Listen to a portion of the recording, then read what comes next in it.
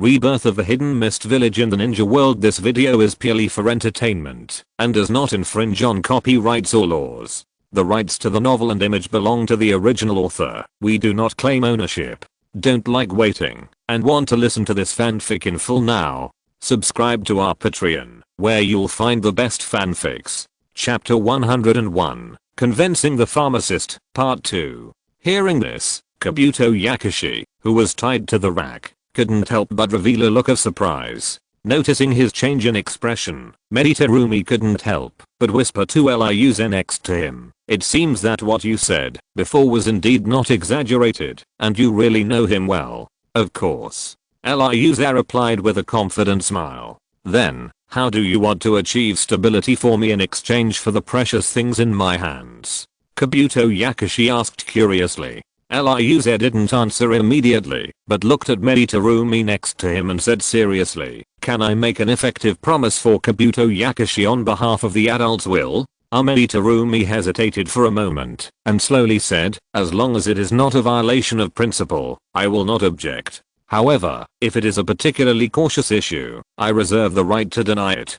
That is also fine." Liuze hesitated for a moment, but still nodded. After all, the relationship between him and Terumi has not reached the point of complete trust, and it is reasonable for the other party to have some reservations. Then, he stood up and slowly walked towards Kabuto Yakushi, saying seriously, "I know that during the 4th Ninja World War in your previous life, your spiritual will had undergone a new transformation, and you were no longer interested in anything in the secular world, so you just wanted to spend the rest of your life in peace and stability. Therefore, here, I will not use any power or wealth to exchange with you. I can promise you on behalf of Lady Terumi that I will allocate a piece of land or an island for you outside the Hidden Mist, so that you can spend the rest of your life there in peace. And I promise you that I will never disturb your life easily. You can even choose to reopen an orphanage, like we did in Konoha before, to make up for the regrets left to you by Yakushi Nono." Hearing Rokuze mention the name Nono, Kabuto Yakushi suddenly looked serious. That was his adoptive mother. The reason why he became an intelligence officer and wandered around the countries was to help his adoptive mother share the pressure. But he didn't expect that his adoptive mother died in his own hands under the design of someone with ulterior motives. In the end, it became the sorrow and regret of his life. He still can't forget the confused look in his adoptive mother's eyes when she was dying, not recognizing him at all. "I didn't expect you to know so much." After calming down, Kabuto looked at Liuze with a complicated look. "How is it? What are the conditions we give you?" Liuze asked with a smile. "Not bad." Pharmacist Kabuto nodded and then said, "But, what you can give, others can also give. Why should I choose you? I don't even need others to agree. If I can escape from here, I can also build such a place with my own ability." With his strength, it is more than enough to build a small ninja village, not to mention building an orphanage. "You can't say that." Liuze shook his index finger and continued, "You and I both know very well that there are only two ways to truly obtain that kind of undisturbed life. One is to find a remote place where few people go and be isolated from the world. The other is to rely on a powerful force that people dare not provoke. You are already tired of everything. Of course, you can stay away from the world and endure loneliness. But if you bring a group of children with you, what about those children? Let them live out their lives in loneliness with you? I'm afraid not." Liuze shook his head and continued, "So, when you decide to reopen the orphanage, it is destined to be impossible to isolate yourself from the world. Then, you only have one choice left." Kabuto did not refute after listening, and continued, "But, there are many major forces that the entire ninja world can rely on. Why should I choose you? In comparison, my adoptive mother was from Konoha, and I'm more familiar with it. Is there really no need to choose you? Especially now your place is a mess." As he spoke, there was a hint of amusement on his face. Ahem. Hearing the other party mention this, Liuze couldn't help but cough twice to cover up his embarrassment, and looked back carefully. At this time, Terumi's face was already very ugly. In order to prevent the situation from getting worse, he immediately tried to smooth things over. "We will solve the Kirigakure issue sooner or later. You don't need to worry about it. Even such a result is actually within our expectations." No destruction, no construction, destruction and then construction. The Kirigakure form is destined to be bloody. If you want to establish a new order, you must use the bones of others to lay the foundation. The future is in our hands, and we are destined to be the winners of the future. As for Konoha, at this point, Ryuze couldn't help but sneer twice. You won't forget that the current Konoha is not the Konoha that experienced the 4th Ninja World War in your previous life, right? He looked at Kabuto Yakushi with a playful look. Today's Konoha is full of talents, the 3rd, 4th, 5th, 6th, and even the 7th generation who has not yet been born. Several generations of Hokage gathered together. Although it seems powerful, it is actually on the verge of being extremely dangerous. Whether it is Sand Village, Iwagakure, or Kumogakure, none of them will sit idly by. Especially the Uchiha clan led by Uchiha Madara. Although we don't know what they are planning, they will definitely have a fight with Konoha.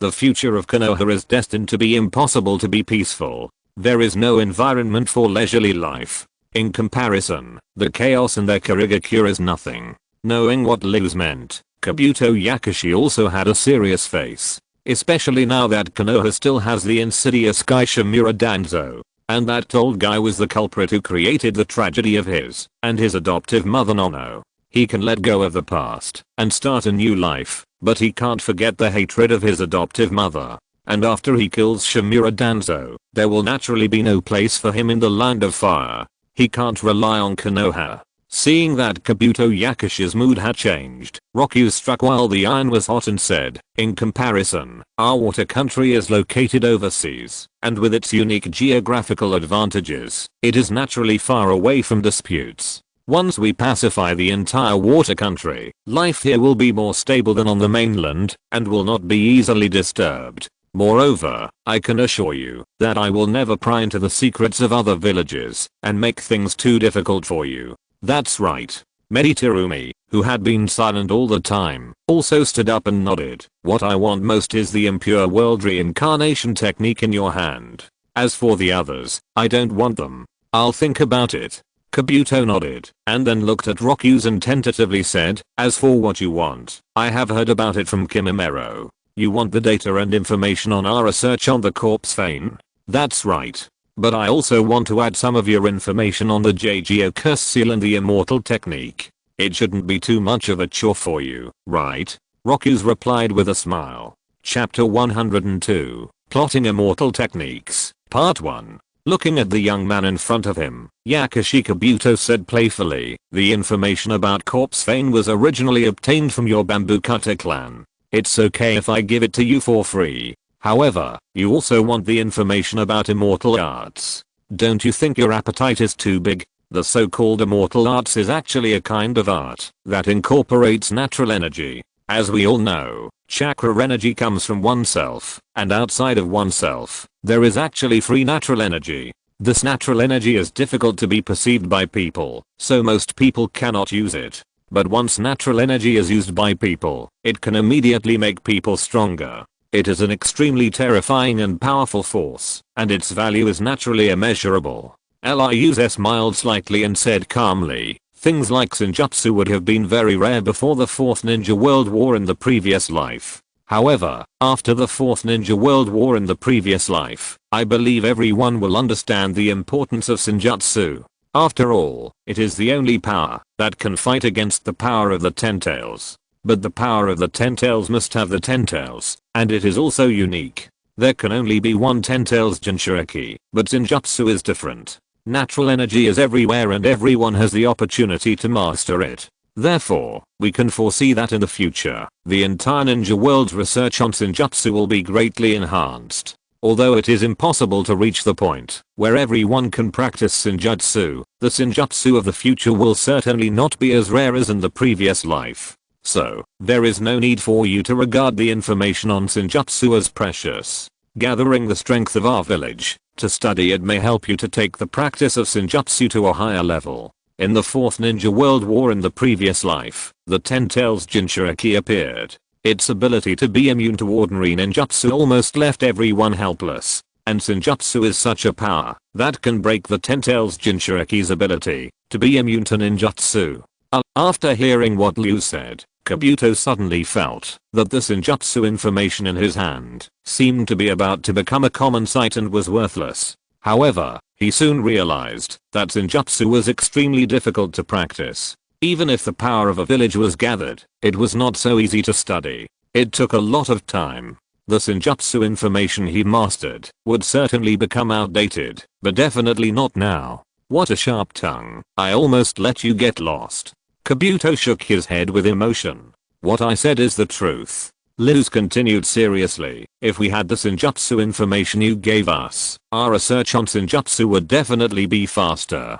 But even if we didn't, we would find a way to continue our research. In the end, what you have now will naturally be worthless. If I were you, I would sell it when it is most valuable. This is the wisest choice. Yakashi Kabuto wanted to refute, but he felt that there was nothing wrong with what Liu said. In the future, Zanjutsu will inevitably become the focus of the entire ninja world's research. The information on Zanjutsu he has mastered will naturally depreciate slowly. There is actually not much meaning in hiding it. After realizing this, he raised his head and said to the two of them seriously, "Okay, give me a day to think about it. I will give you a clear answer after a day." "No problem. We can wait." Seeing that Yakashi Kabuto gave in, Terumi Medi was immediately overjoyed and very happy. Although the other party did not explicitly agree, at least his attitude had been shaken. She believed that sooner or later she would be able to convince him. But before that, can you give me the information related to the corpse vein of my bamboo clan?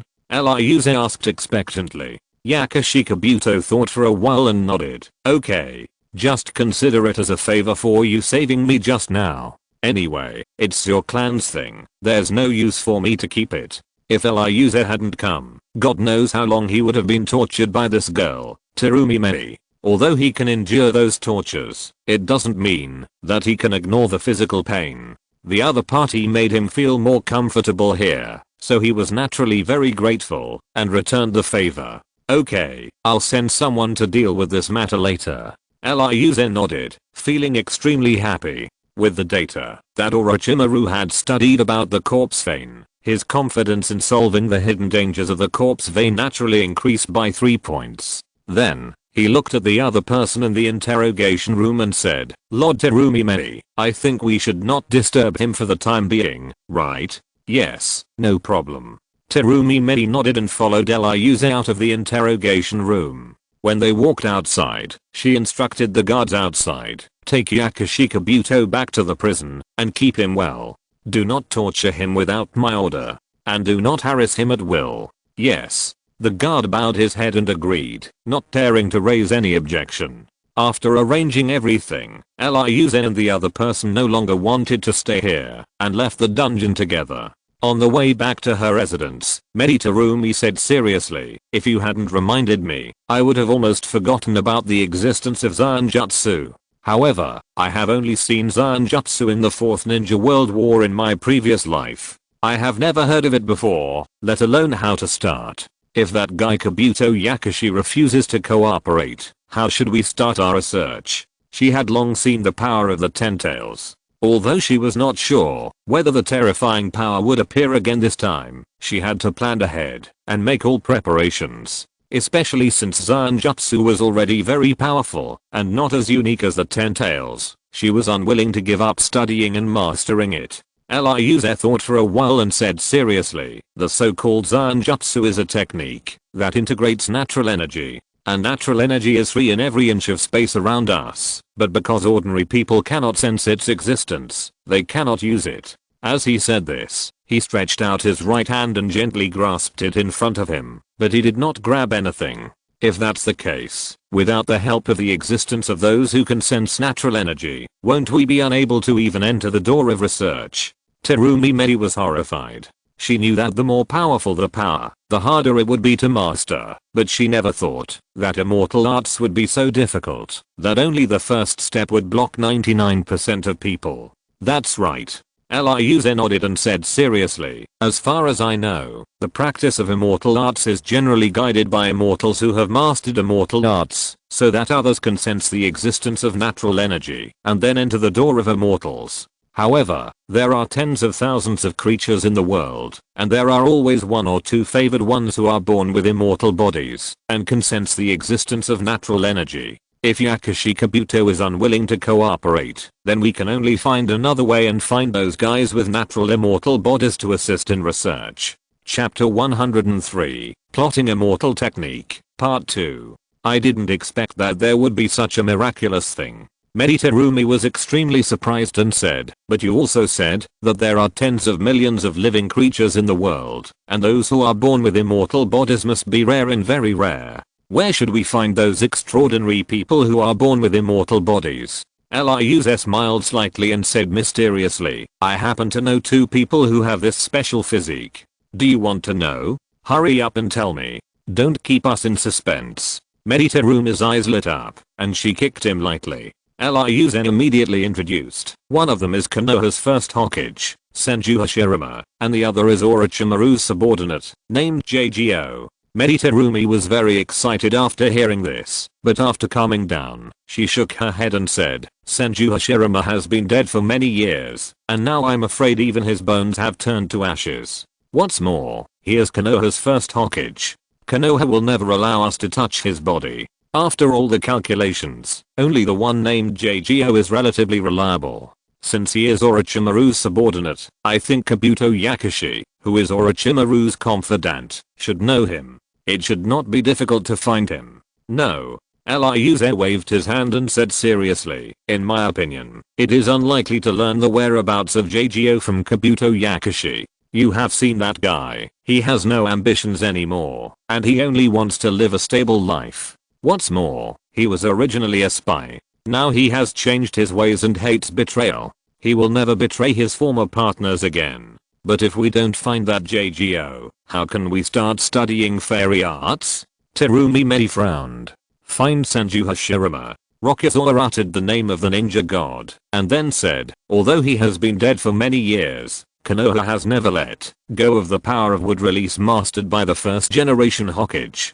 Therefore, after the death of the first generation Hokage, they secretly left a lot of the first generation Hokage's cells for human research. And Orochimaru was born in Konoha, and his research on Hashirama cells is also very in-depth. If I'm not wrong, Kabuto Yakushi should have some in his hands. If he agrees this time, we will take some from him. If he doesn't agree, we can only find a way from somewhere else. Well, at least there is a goal, at least it's not completely clueless.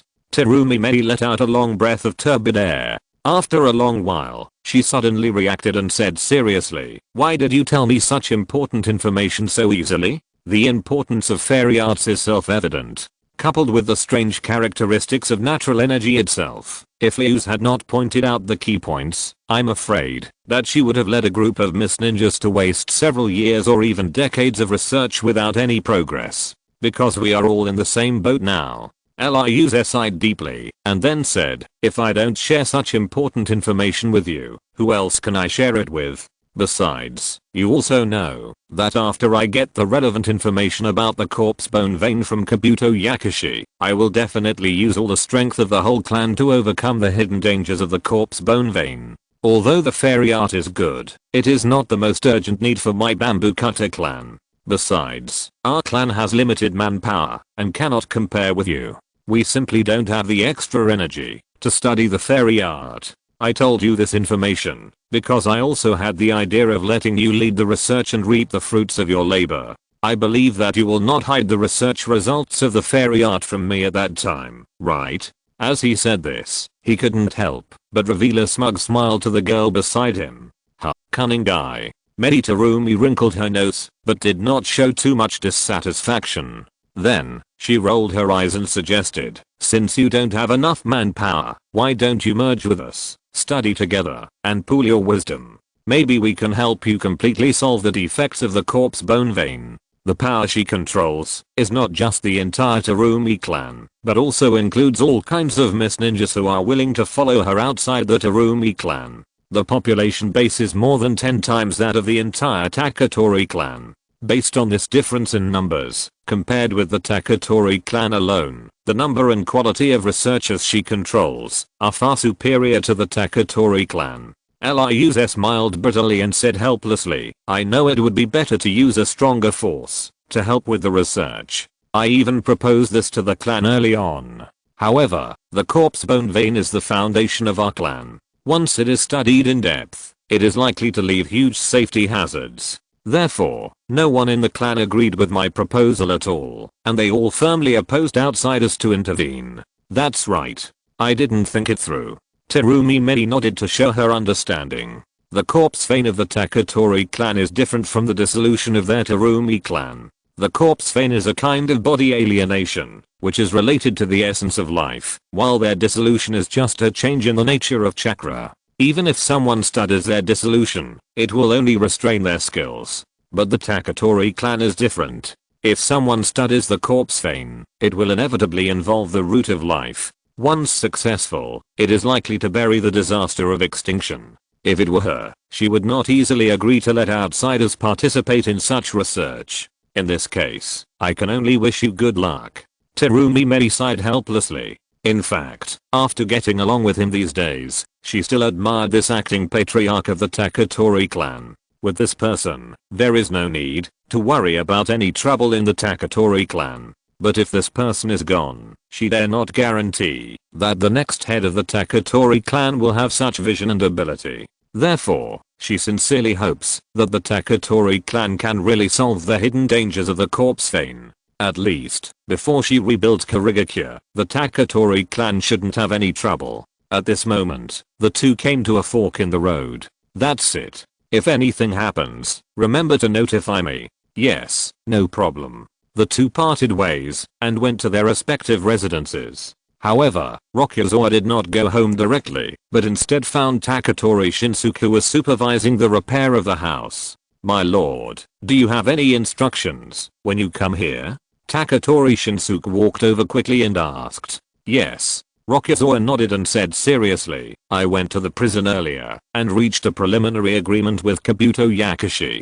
He promised to give us the relevant information about Orochimaru's research on the corpse vein. I want you to take a pen and paper to the prison immediately, write down all the relevant information he said, and bring it back as soon as possible. Wait until all the clan members are settled, and immediately order the original researchers in the clan to resume the research on the corpse vein. Yes. Taketori Shinsuke responded excitedly, and then used the instant body technique to disappear on the spot. Chapter 104, Teruma's Meeting, Part 1. Because he had promised, Taketori Shinsuke easily obtained the data of Orochimaru's research on the corpse vein from Kabuto Yakushi. After seeing the data, the people in the clan who were originally responsible for the research on the corpse vein were all very excited. Although a considerable part of it overlapped with the results of the clan's research, Orochimaru was Orochimaru after all. His research angle was novel and thorough, so there was still a considerable part that was different from the clan's, and it was a blind spot that the clan had never touched. The appearance of these data just made up for the shortcomings of the clan's research, and also gave the clan's researchers a lot of inspiration and hope. However, the clan has not yet settled down, and everyone is still busy dealing with resettlement issues, so they cannot resume research in a short time. They can only hold the pile of data and sigh helplessly. It was not until the evening that a mist ninja led by Taketori Shinsuke came to Rokuze's residence. What's the matter? Rokuze, who was practicing in the open space, stopped and looked back at the two. To reply to the adults, Lady Terumi Mei asks you to go to the meeting.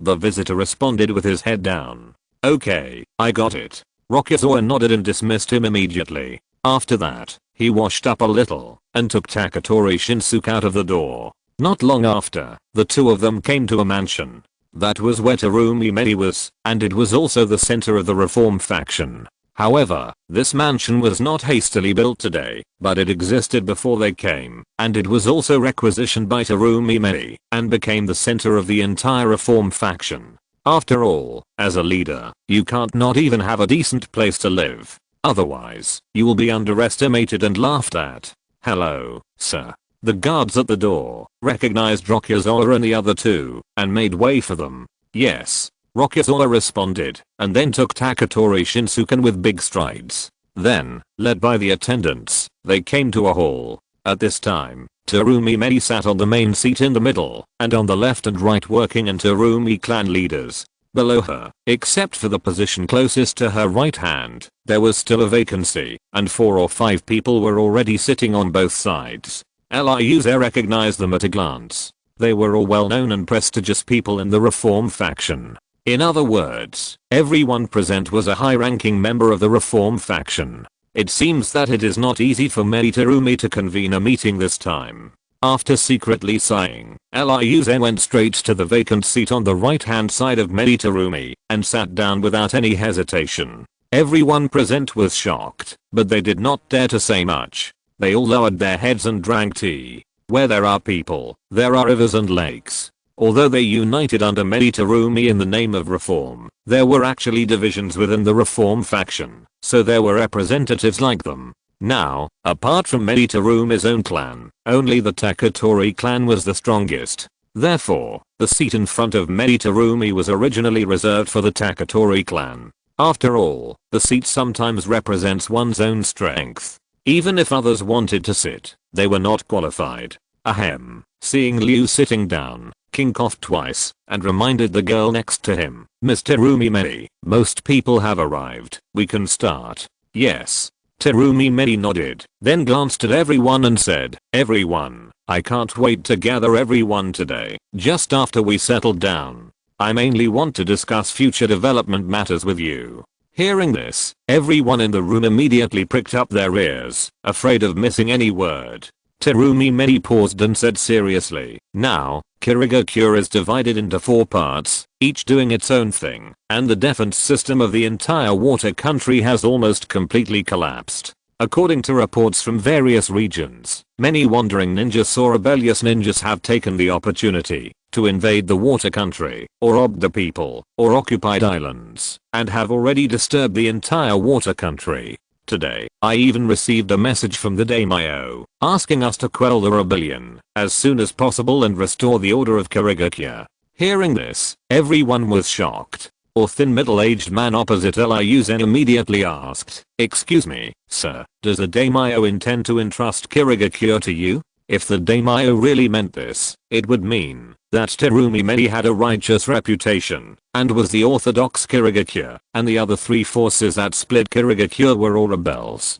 To restore order and make things right, for those Kirigakure ninjas who were born in the land of water, there is a natural deterrent, and it is not impossible for them to take this opportunity to persuade the other 3 parties to surrender. However, everyone did not get the answer they expected. Terumi Medi shook her head and sighed. How could the daimyo express his position so easily? He sent the same letter to me, the conservatives, and Hazuki, asking us to decide the master of Kirigakure on our own. What kind of balancing tricks is this old guy still playing at this time?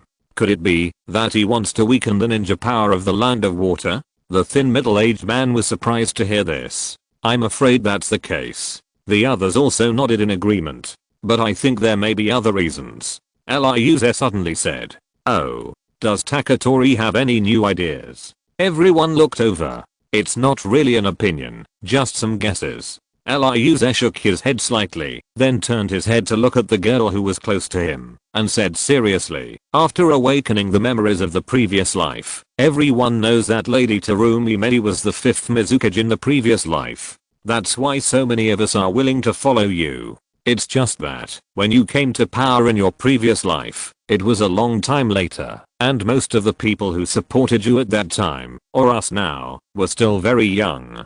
But being young certainly means a longer life and a longer future, but it also means that we are still relatively weak now, and have not reached the peak of our prime. That's why our reformists are weaker than the conservatives. In addition, the situation is chaotic now, and no one can guarantee who will be the winner of this Kirigakure turmoil. Based on this, I infer that the daimyo, in order to be safe, and for his own safety, is unwilling to explicitly express his support for anyone before the situation becomes clear, in order to protect himself. Although the daimyo has the title of ruling a country, it is only a title. Ninjas have far more power than ordinary people.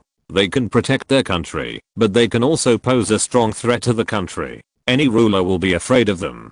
If a powerful ninja is forced into a desperate situation, the result will definitely not be something the daimyo can bear. This is also the reason why the daimyo rarely directly interferes in the internal affairs of the ninja village. It's not that they don't want to intervene, but they dare not intervene. As long as the power of the ninja can be used by them, it's fine. Chapter 105, Terumi's Conversation, Part 2. Yes, that's what I guessed too. Terumi nodded.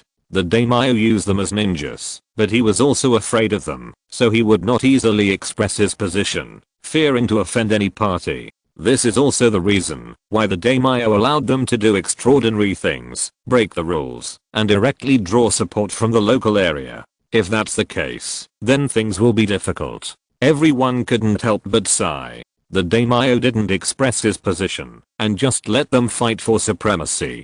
God knows when the fight will end. However, the Kirigakure is divided into 4 parts. Although the daimyo did not clearly express his support for any party, he clearly denied one of them. Terumi said slowly, looking around at everyone. What? Everyone was shocked. Rokuze thought for a moment, and tried to ask, are you talking about the 2 families of Fengsu? Whether it was the conservative faction to which Terumi belonged, the reformist faction to which the former 3rd Mizukage belonged, or the neutral faction represented by Hazuki. Although they split Kirigakure, they did not intend to rebel against Kirigakure.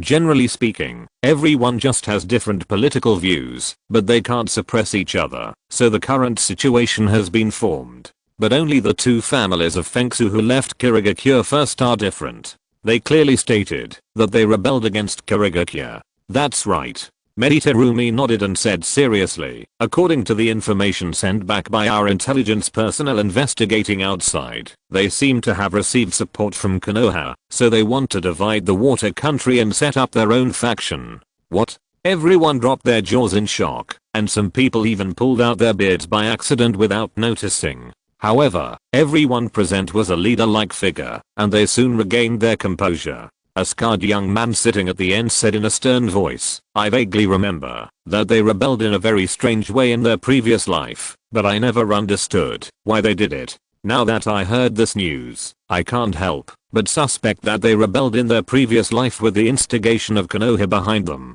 Since they have the experience of their previous life, it's no wonder they are so skilled this time. Rebellion is not something that can be accomplished overnight. I think both parties must have had long-term contact and planning. In other words, the Fengsu clan had an affair with Konoha a long time ago. Yes.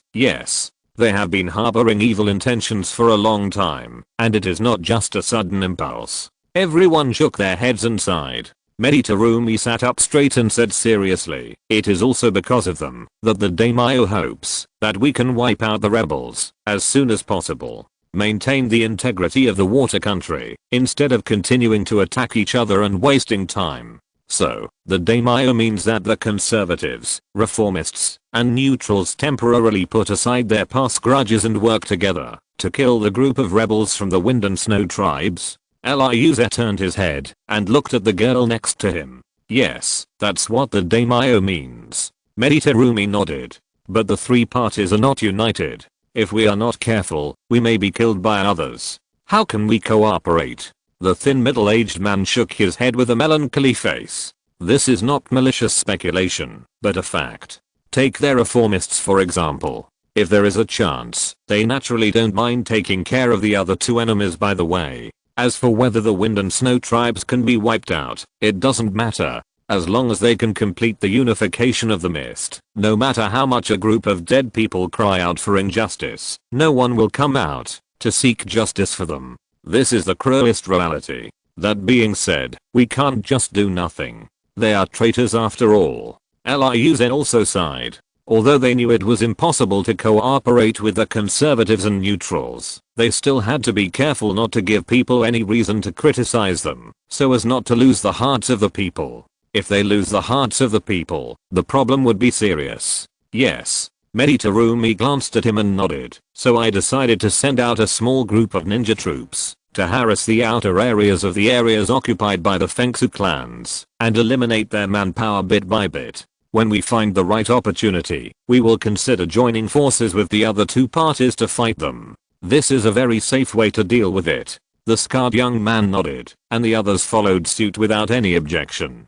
How many people do you decide to send out? Asked the thin middle-aged man. Just 200, not too many, not too few. Meditarumi sighed and continued, when we take action, the conservatives and neutrals will naturally not sit on the sidelines and watch. With their strength, it should be enough to make the two tribes of Fengsu uneasy. And we can also take this opportunity to recuperate, strengthen the control of the areas we occupy, and eliminate those unstable hidden dangers. Liuze listened and added, although there is a common goal of the two tribes of Fengsu, we must not fall behind in our defense against the conservatives and neutrals, just in case.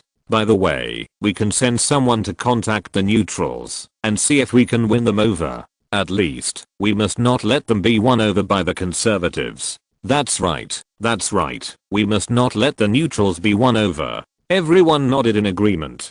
This is how we deal with the rebels for the time being, but do you have any way to deal with those old guys of the conservatives? The longer it takes, the more disadvantageous it will be for the water country. Meditarumi asked everyone seriously. The neutral faction just wants to reap the benefits, but if they can get rid of the conservatives, the main opponent, as soon as possible, the other side will naturally have no need to insist. Therefore, the key to rebuilding Kirigakure is to defeat the conservatives. However, the longer the time drags on, the more serious the division of the water country will be. Even if the enemy is defeated, it will be difficult to win back the people's hearts, which will inevitably cause domestic instability. Faced with the question, everyone remained silent. It's not that they don't want to say it, but they really can't think of it. Seeing that the atmosphere is getting heavier and heavier, and Meditarumi's face is getting uglier and uglier, Liuze had no choice but to say, in terms of strength, the conservatives are actually slightly stronger than our reformists.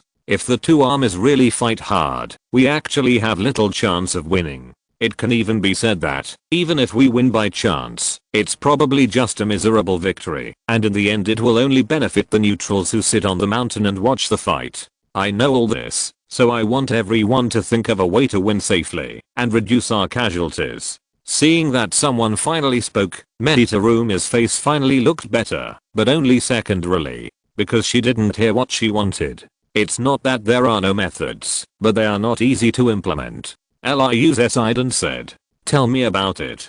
Terumi Medi was overjoyed, and the others also cast curious glances. They all wanted to know what method the young Taketori agent came up with. Liuze sorted out his thoughts and said slowly, the first method is very simple. Rest and recuperate here, train ninjas, and wait for our young ninjas to grow up. Most of the people in my reformist faction are relatively young. If they can rest and recuperate for 5 or 6 years, young ninjas like you and me will definitely reach their peak and become the main force of the reformist faction. And the conservatives are generally older, and 5 or 6 years will make them old and weak. As one grows, the other shrinks, and the situation on both sides will be reversed. When that time comes, we will definitely be able to defeat those old guys in the conservative faction in one fell swoop. Chapter 106. Teruma's Meeting, Part 2. 5 or 6 years is too long, and there will inevitably be variables in the middle. This method is not suitable. Meditarumi shook her head. Indeed, if the time is dragged on for too long, no one will know what will happen. Everyone followed suit. If you want to win quickly, there are ways. Liuze picked up the teacup on the small table in front of him and took a sip, then looked at the girl beside him and asked, I wonder how the boiling escape of Lady Terumi is going? Meditarumi was born in a bloodline limit family, so she was born with the bloodline limit of dissolving escape, but in her previous life, she also had another bloodline limit, boiling escape. That was later cultivated by her extraordinary talent and the combination of the two chakras of water and fire. With this bloodline limit, she can create a highly corrosive acid mist with extremely powerful lethality, which even the primary stage of Susanoo cannot resist. What's more rare is that this bloodline limit ninjutsu has the characteristics of spreading over a large area like water mist, which is indeed a killing weapon on the battlefield. It has been rebuilt. Meditarumi nodded and frowned. But why are you asking this? Liuze said seriously, the so-called quick victory method is actually very simple, just like what Uchiha Madara did in the 4th Ninja World War in the previous life. Use your strong personal strength to perform a large-scale attack ninjutsu, and then strike to decide the outcome. You mean, use my boiling escape? Meditarumi immediately guessed. She was not stupid, and immediately thought of Eliuse's intention of asking her about boiling escape just now. That's right. Eliuse nodded and said seriously, we can imitate the ambush of Biwajuzo and others before, lead out the enemy's main force, and then use the barrier to block and trap them, and finally use your boiling escape to carry out large-scale killings. Such a quick victory can minimize our losses. This method is feasible. Everyone present smiled and agreed. However, Meditarumi smiled bitterly. This method is good, but my strength is not enough. She paused, looked around the hall and said, with my current ability, even if I use up my chakra, I can only barely fill the entire mansion with the acid mist of boiling release. For an individual, this coverage area is indeed very wide, but for the entire battlefield, it is too narrow, and is not enough to deal with the main force of the conservatives. But, sir, can't your acid mist spread? Why can't it expand the coverage area? Asked another young man off the field. Meditarumi shook her head and said, but as the area of the acid mist expands, and the concentration dilutes, the lethality will also decrease. To ensure sufficient lethality, the spread of the acid mist must be limited, and a certain concentration must be maintained.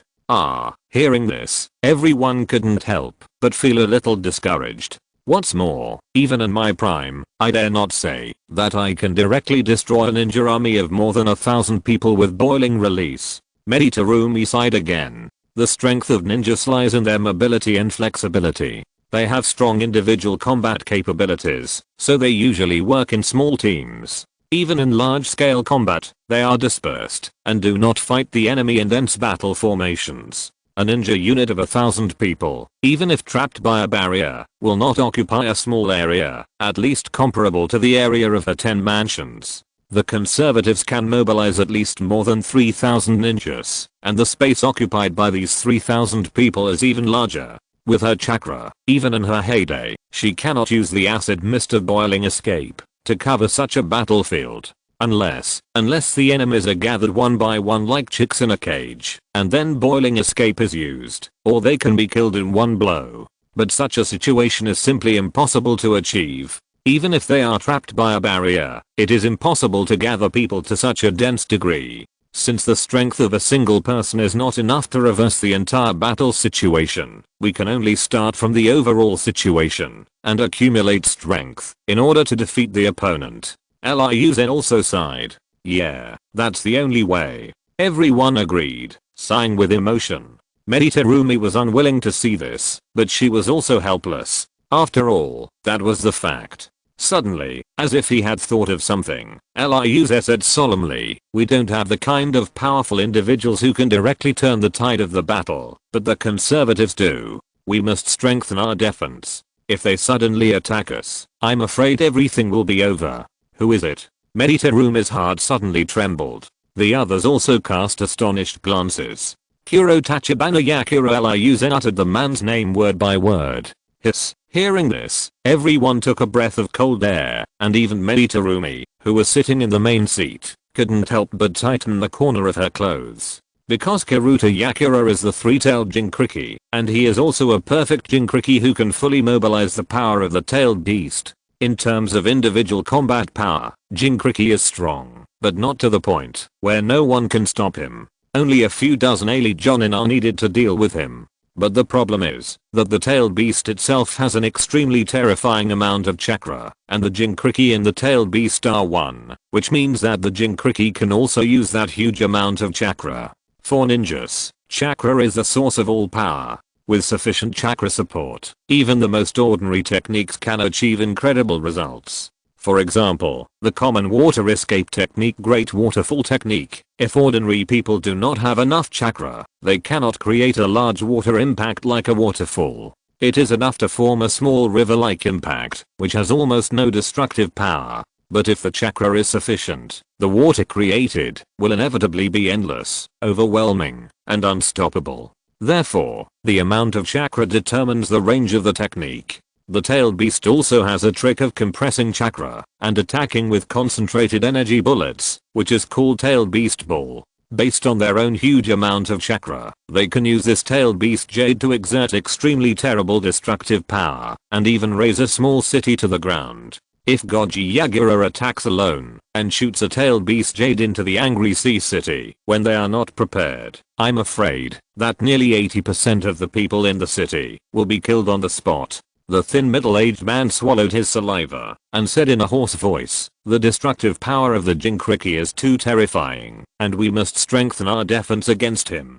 Before, when we were in Kirigakure, everyone gathered in a village. In order to prevent accidental injuries to their own people, Yagura could not exert his full strength. But now we have split up, and he has no scruples. Plus, he thinks that we killed the third generation, and he wants revenge, and he will never give up. If I'm not mistaken, I'm afraid he is on his way now. Chapter 107 Immortal Technique obtained. Hearing this, Meditarumi took a deep breath and said seriously, "In order to prevent the sudden attack of Yagura from Gotachibana, I have decided to form a special anti-Jinchuriki unit. This ninja unit will not care about anything else, but will only be responsible for guarding against Yagura. Once Yagura's trace is found, we will immediately attack and contain him, and never allow him to launch a large-scale attack on the town." "I agree." Rokuze expressed his opinion without thinking. "I agree too." "Agree." The others also expressed their opinions. Meditarumi turned around and stared at Rokuze and said, "The Jinchuriki is not only powerful in ninjutsu, but also extremely fierce in close combat with the protection of the tailed beast's chakra. Therefore, if you want to block the Jinchuriki's actions, you must have some powerful physical ninjas to contain him in close combat. The Taketori clan is famous. I think it should be okay to ask the Taketori agent for 20 Taketori ninjas who are good at close combat. If they can't stop them in close combat, the long-range ninjutsu ninjas will have no chance to attack at all, and they may even be killed without a single piece of armor left." Liuze nodded and said seriously, "No problem. After I go back this time, I will immediately send my tribesmen to serve you. But you should also know that my tribesmen are not easy to get along with, so please be more tolerant." "I understand, and I will try my best to tolerate them." Meditarumi nodded, then looked at everyone else and continued, "In addition to physical ninjas, I also need to draw some ninjas who are good at sealing or restricting from various places, to deal with Karatachi Yagura. Everyone should have no objection, right?" "No." Everyone shook their heads. "That's it for now, Kirigakure." Meditarumi sighed, and then said, "However, because of the internal strife in Kirigakure, I heard that many stray ninjas and rebellious ninjas have entered the land of water recently, causing chaos everywhere. It's fine for other areas, but we must pacify the areas under our control as soon as possible. If we can't let the people live in peace, we will lose our support and eventually collapse without a fight. Tomorrow I will send intelligence personnel out to investigate the situation. When everything is clear, I will ask you to pacify the chaos." "Yes." Everyone agreed without any objection. "That's it for today, let's all go." After arranging everything, Meditarumi immediately sent everyone away. Back at the clan's residence, Rokuze immediately assigned the task of selecting personnel to form a Jinchuriki force. He naturally didn't need to do this kind of thing himself, he just needed to tell others to do it. However, he also deliberately told Taketori Shinsuke to pick some stable-minded fellow tribesmen to go out. After all, they have now merged with the reform faction to which Meditarumi belongs, so they naturally have to get along as harmoniously as possible. If we find some troublemakers to go out, it will definitely be bad. It may not be a big deal in the short term, but over time, conflicts will inevitably arise. He finally found an opportunity to lead his people back to the group, so he naturally didn't want to be excluded and squeezed out again. The next morning, after some daily practice, he brought Taketori Shinsuke to the prison. At this time, Kabuto Yakushi in the prison was invited to the interrogation room again. However, unlike yesterday when he was tied to the rack and whipped, Kabuto Yakushi was sitting on a chair, constantly talking. Next to him, King was lying on the table writing furiously, obviously recording everything Kabuto said. Meditarumi stood quietly by, holding the already filled paper and carefully examining it, with a smile on her face. "It seems that you have made your choice. I hope we can have a pleasant cooperation." Liuza looked at Kabuto Yakushi on the chair and smiled. Happy. How can it be pleasant? I just have no choice. After a self-deprecating smile, Kabuto Yakushi continued to repeat the information in his mind to King. Liuza did not make any more noise to interrupt him, but just took a piece of paper with words written on it from the table and looked at it. Although it was incoherent, after seeing the description of natural energy, he immediately understood that it was information related to Zanshu. Liuza came a little late, and Kabuto Yakushi had almost finished repeating it. After about 10 minutes, Kabuto Yakushi stopped completely. Zanshu is not so easy to practice. He shook his head and said seriously, even with the relevant information I gave you, it is still difficult to practice Zanshu. Speaking of this, he couldn't help but think of the days when he practiced Zanshu in Ryochi Cave. It was one of the 3 holy places in the ninja world where the White Snake Immortal lived. It was with the guidance of the Immortal that he could practice Zanshu. But even with the protection of the Immortal, he had to go through a life and death struggle before he succeeded. It goes without saying that others practice Zanshu rashly without the protection of the Immortal. This is destined to be a power that only a very small number of talented people can master. Although it sounds harsh, it is true. Everyone has different talents, some good and some bad. Liuza looked over and said with a smile, we have to study and try it out. If we are unwilling to try because of the difficulty, then we will never be able to cultivate immortal arts. That's true. Yoshida nodded. In addition, we want to ask you for something. Please help us. Liuza said respectfully, using honorifics. Since the other party was so cooperative, he naturally didn't mind giving him a little more respect. What else do you want? Yoshida asked with a slight frown. He wanted freedom, but he didn't like being blackmailed so unlimitedly. Seeing that the other party's face was not very good, Liuza smiled and eased the atmosphere and said, for you, it is not a particularly valuable thing. We just want some Ashirama cells. I see. Yakushi Kabuto nodded and said seriously, for ordinary people, Ashirama cells are indeed very precious, but for me, that thing is indeed not very precious, and I can even say that as many as I want.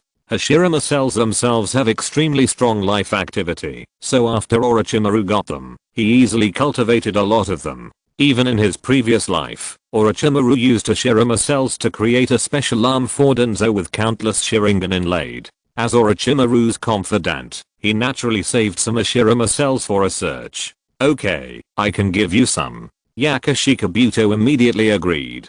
At this time, after roughly browsing the fairy arts information in her hand and confirming the completeness of the information, Terumi Mei urged again, we have obtained all the relevant information on fairy arts. Please also repeat the information on the immortal reincarnation technique.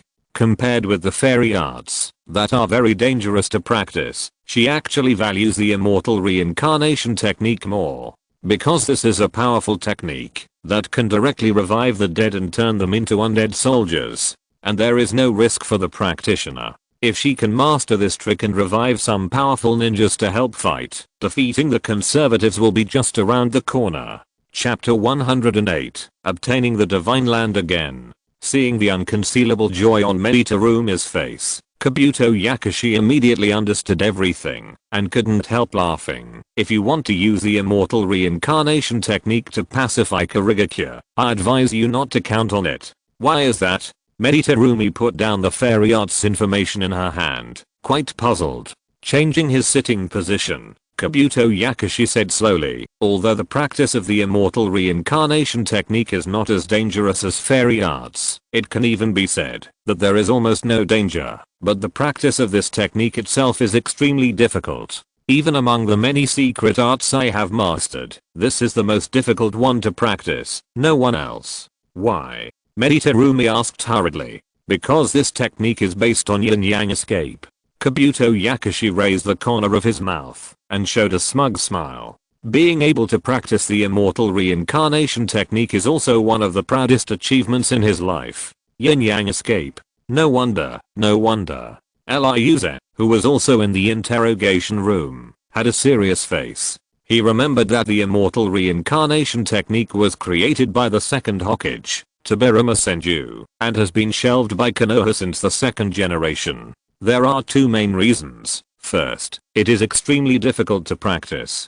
Before Orochimaru, no one except the second generation creator could practice it. Second, it is to prevent abuse, resurrection of the dead, and control of souls, which is a taboo in itself. No one wants to see themselves summoned after death and driven like a puppet. He originally thought that this technique was very difficult to practice, but the chakra changes in the middle were complicated and difficult to master. Unexpectedly, it was because it involved the field of yin and yang escape. It is known that there are 7 basic attributes in this world, namely wind, fire, water, thunder, earth, plus yin and yang. Based on this, ninjas derived 7 basic attributes from chakra changes. However, in the long history of chakra use, people gradually discovered that the first 5 attribute changes are easy to be mastered by everyone and are also the most common attribute changes, while the last 2 attribute changes are very special and the difficulty of mastering them is far greater than the first 5. Yin Dan involves the soul, mainly spiritual power, and can materialize nothingness into entity. Yang Dan involves the body, mainly vitality, and can control physical changes. The soul and the body are the main components of living things, involving the essence and root of life. Compared with the 5 attributes of wind, fire, water, thunder, and earth that are easier to observe in the natural world, they are naturally more difficult to master and comprehend. Therefore, all techniques involving the changes of yin and yang are generally called secret techniques, which are not something that ordinary people can practice. For example, the art of reincarnation is a collection of the changes of yin and yang, and its difficulty of practice is naturally more difficult than mastering a single yin or yang done technique. Seeing everyone's color change, Kabuto Yakushi said proudly, the core of this technique is to use the personal information of the deceased as a guide and summon a specific soul from the Pure Land with the power of Yin Dan and make it appear in the human world. Then use the power of Yang Dan, use a living person as a sacrifice, and use the personal information as a guide to change the life form of the sacrifice so that it becomes the body of the deceased before his death.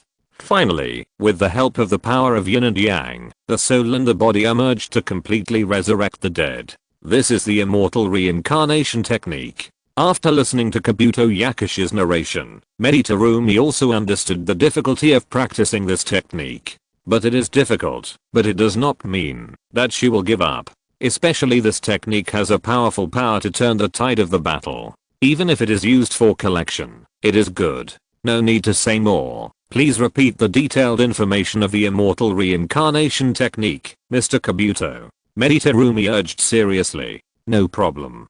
Kabuto Yakushi nodded, and then began to narrate slowly. First, about 10 minutes later, Kabuto Yakushi finished his narration, and a new stack of technique information appeared on the small table where King was. Now that you have everything you want, you should let me go, right? Kabuto Yakushi raised the handcuffs on his body and urged. Sorry, we still need some time to verify the authenticity of these materials. Meditarumi glanced at the information on the table and said, also, we haven't got the Hashirama cells you promised us yet. Kabuto Yakushi didn't care and shook his head and said, the information I gave you is all true. There is no falsehood or omission. You don't have to worry about anything. Because it is not something that ordinary people can master, I'm not afraid that it will spread in large quantities, nor am I worried that you can master it quickly. As for Hashirama cells, there are some in a sealed scroll I carry with me. You can take a copy for yourself. Don't take them all away from me. Hearing this, Rokuze immediately winked at Taketori Shinsuke behind him. Kabuto Yakushi was imprisoned to this point, and it was naturally impossible for him to keep his personal belongings, so they were confiscated.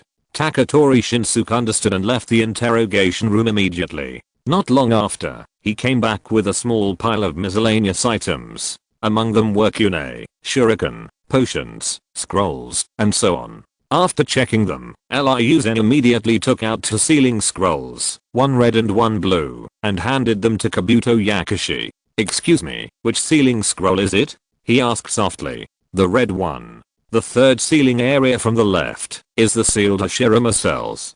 Kabuto Yakushi did not keep the suspense and gave the answer very straightforwardly. Lyuze did not hesitate to turn back to the table and then put the scroll on the table and slowly opened it. Sealing scrolls are very special. Using the time-space technique to construct a different space on the scroll and then injecting chakra with the common methods of unlocking and sealing, you can open and close the different space freely and store and collect things. Although Lyuze did not understand space-time ninjutsu, he still knew the basic method of unlocking and sealing the seal scroll. As the scroll unfolded, the special array patterns constructed by space-time techniques appeared one after another. It was the entrance and exit of the different space, and it also represented a separate different space. In the middle of those array patterns, there were also seal characters composed of special marks. That meant that there were things sealed in the different space, not empty. Counting from left to right, Lyuze stopped when he counted to the third seal. After slowly forming seals, to guide the chakra changes, he condensed the energy in his right hand and slowly injected it into the array pattern at the edge of the third seal character. The black marks that made up the array pattern also lit up. Unlock. With a light shout, a puff of white smoke rose, and then a palm-sized glass vessel appeared in the array pattern, and the seal character in the center of the array pattern disappeared. If you're listening to this novel on a channel other than Fanfic World, it means they downloaded and uploaded it without effort. We cordially invite you to visit our channel, Mundo Fanfic Novelos. There you'll find the original version of this story and you can explore many other novels of various genres. We're waiting for you to immerse yourself in a world of incredible novels. Chapter 109, Yagura is coming. Looking at the piece of flesh and blood in the glass container, Lyuze immediately understood that it must be Hashirama's cells. Because, at this distance, he had already sensed the vigorous vitality contained in the flesh and blood, which just corresponded to the strong and vigorous vitality of Senju Hashirama himself. However, although the vitality was vigorous, it also contained a hint of aggression, giving people a sense of danger. Jinsuke, hurry up, get me an extra container. Lyuze stared at the piece of flesh and blood and ordered without turning his head. Taketori Shinsuke didn't say much and then disappeared from the spot. Soon, he was seen panting back again, but with a similar glass container in his hand. Lyuze took it and put it on the table and took out a kunai from his pocket and stretched it towards the flesh and blood. Swish. With just a slight stroke, the flesh and blood tissue was split into two by Lyuze. He then suppressed his excitement and picked up one half with the tip of the kunai and put it into his glass container. Pharmacist Kabuto, who was not far away, saw this and reminded him, pour some of the culture medium in my petri dish over. Without the support of the nutrient solution, the Hashirama cells in your hand will soon lose their activity. Although Hashirama cells are very active, they are like a tree without roots without the human body. They must be supplemented with nutrients to continue to maintain life. Thank you for the reminder. Lyuze nodded and immediately poured a small half of the nutrient solution in Pharmacist Kabuto's petri dish into his own vessel. Meditarumi, who was standing next to him, also breathed a sigh of relief when she saw this and said to Kabuto Yakushi, since we are also selling Hashirama cells, we will let you go immediately after confirming the authenticity of the information in our hands. As for what Rokuze promised you before, it is still valid. You are welcome to come to Kirigakure at any time. However, Kirigakure is in turmoil right now, and the only place we can allow you to go is the area under our jurisdiction. As for places outside of this, we can't do anything about it. I hope you understand. No problem. Kabuto Yakushi waved his hand and said seriously, I still have a great revenge to take, so I won't consider those things for the time being. When I finish my worldly affairs, I think your side will be almost stable. It was because he was tired of everything and wanted to live in seclusion and not care about worldly affairs that he agreed to the deal with Rokuze and others so readily. However, before that, he had to avenge his adoptive mother first. Guessing his purpose, Lyuze kindly reminded him, Shimura Danzo is insidious and cunning, and he is also protected by Konoha, so it may not be easy for you to kill him. If you make a mistake, I'm afraid you will end up as a prisoner like today. Hearing this, Kabuto Yakushi was a little unhappy, but seeing that Lyuze's face was serious, and he was not deliberately mocking him, he immediately replied, I will not make the same mistake again. I was caught by you this time because the time of memory awakening was too short. I didn't have time to concentrate on training, integrating myself, and improving my strength. When I make a move next time, there will be no accidents. I will definitely take that person's life. If his strength can be restored to the peak of his previous life, although it is not enough to face the 5 major ninja villages head on, it is still enough to escape unscathed. Then I wish you success in advance. Eliusa looked back, then sealed the half of Hashirama's cells that belonged to Kabuto Yakushi and put away the scroll. At this moment, there was a knock on the door of the interrogation room. Dong dong dong. Who is it? King, who had just finished recording all the information and finally breathed a sigh of relief, could not help but frown. Report to the Lord. There is something going on outside. A young voice came from outside. Hearing that it was one of the guards she had chosen, Terumi Mei immediately asked, "What's the matter?" According to the news sent back by the sentry outside, Yagirakuji is rushing towards us. It will probably reach the Angry Sea City in half an hour. The guard outside the door reported anxiously. Hiss. Hearing this news, Eliusa and others couldn't help but take a breath of cold air. Although they had predicted during the previous meeting that Yagirakuji would rush to revenge at all costs, they didn't expect him to come so quickly. King Jonin, I'll leave this to you. After instructing the young man in front of the table, Terumi Mei hurried out of the interrogation room. Eliusa also did not delay and left immediately. Since Yagirakuji has come, this battle is naturally inevitable. However, they have already formed a force to fight against the Jinchuriki in advance, so there shouldn't be a big mess. But he also wanted to see what kind of fighting power the so-called tailed beast Jinchuriki actually had. After all, he only knew the Jinchuriki through the ninja stories he saw in his previous life. Seeing the strength of the Jinchuriki in person would be of great help to him in truly understanding the top fighting power in the ninja world. Because only those who can match the Jinchuriki alone can be considered the top in the ninja world. However, Taketori Shinsuke obviously didn't want him to go. The Jinchuriki is too dangerous. I don't recommend you to go rashly. He advised seriously. That thing is really too terrifying. It's a war machine. With a huge amount of chakra, it can launch a large-scale attack at will, and any random move can produce great destructive power. Ordinary people will be killed or injured if they are hit by it. Because that thing is too terrifying, and it is easy to accidentally hurt their own people, the major ninja villages will not be dispatched unless it is absolutely necessary. Once the Jinchuriki is dispatched, it means that the war will escalate further and there will be no room for reversal. Following closely behind Terumi, Rokuze waved his hand and said, "I know that thing is very dangerous. But I don't want to go on the battlefield myself. I just want to see it from a distance. You don't have to worry too much." That being said, the destructive power of the Jinchuriki on the battlefield is too strong, and accidents are inevitable. Sir, you should not go. Taketori Shinsuke advised again. Maybe they would suffer an unexpected disaster if the tailed beast ball was launched. I believe that the anti-Jinchuriki force organized by Lady Terumi Mei will not let us down. Don't persuade us anymore. Rokuze waved his hand, no longer wanting to listen. Taketori Shinsuke wanted to persuade him again, but the Terumi in front of him suddenly turned around and said, "Shinsuke is still too nervous. With the anti-Jinchuriki team I formed, we will all be safe. What you should worry about is whether that naive guy can get away with it." Seeing this, Rokuze was moved and asked tentatively, "Are you going to kill Yagira?" "I haven't thought about it yet."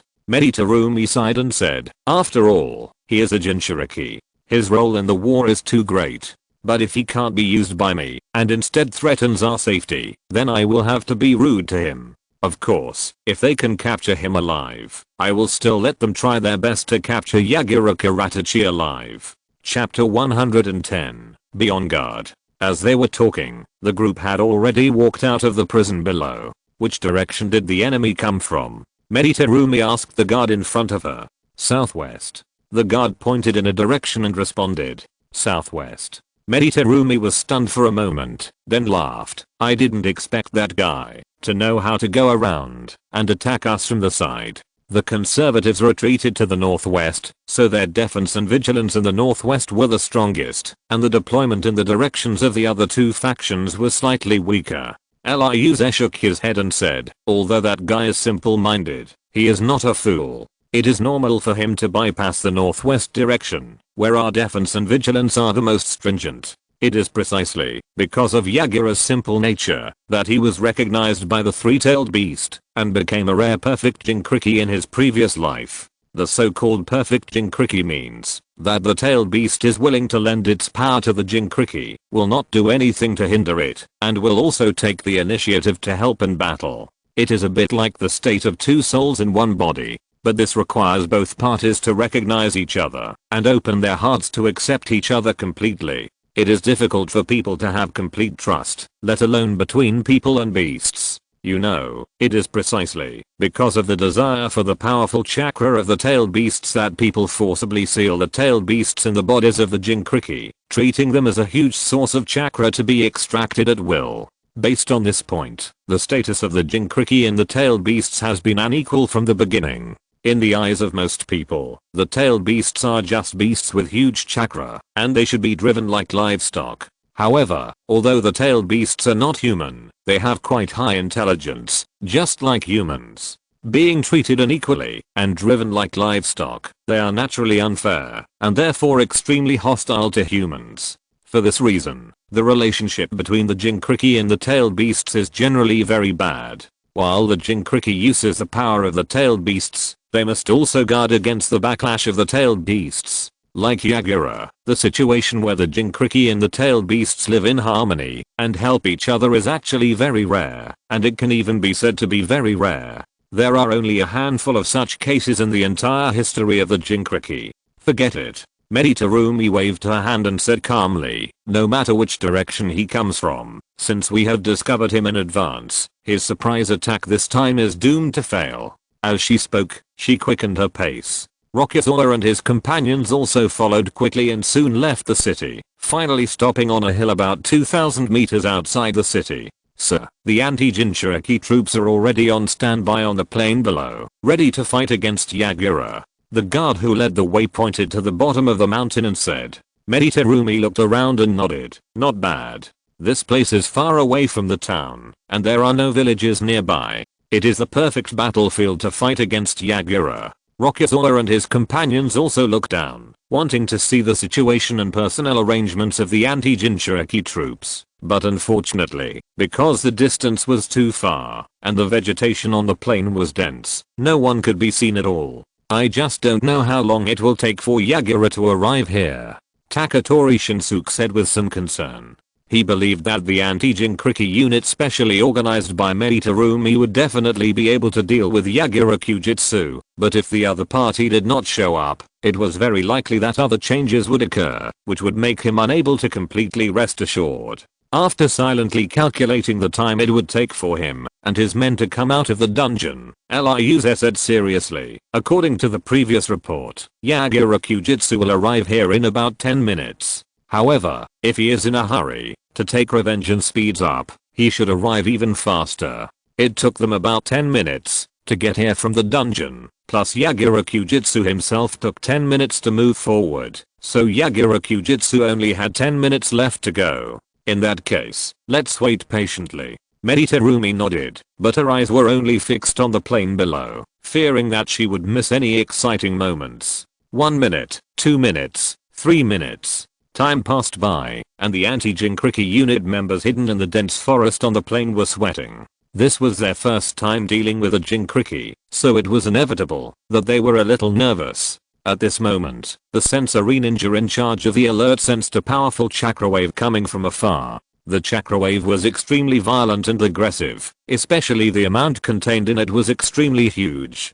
Based on this judgment, he immediately recognized that it was Yagura Kyujita who had arrived. Report. Yagura Kyujita appeared from the 10 o'clock direction. Please be ready. He immediately used a wireless headset to remind his companions behind him. It's strange to say that in this world dominated by chakra, conventional electronic technology also coexists, and some are even mixed with the use of chakra, turning into some special technologies that even Ryuze is amazed. For example, He had seen the chakra energy cannon from Kirigakure in his previous life, as well as the cloning technology mastered by Orochimaru, and the remote video conference of the 5 cage. Above these things, you can vaguely see the scope of science, but it is not completely scientific. In Liu's words, it is black technology. The infinite headset used by this sensory ninja is also a short-distance communication tool that uses chakra as energy. However, this thing seems to be difficult to make, and there is a distance limit, so it has not been widely popularized, and is only used in a small area.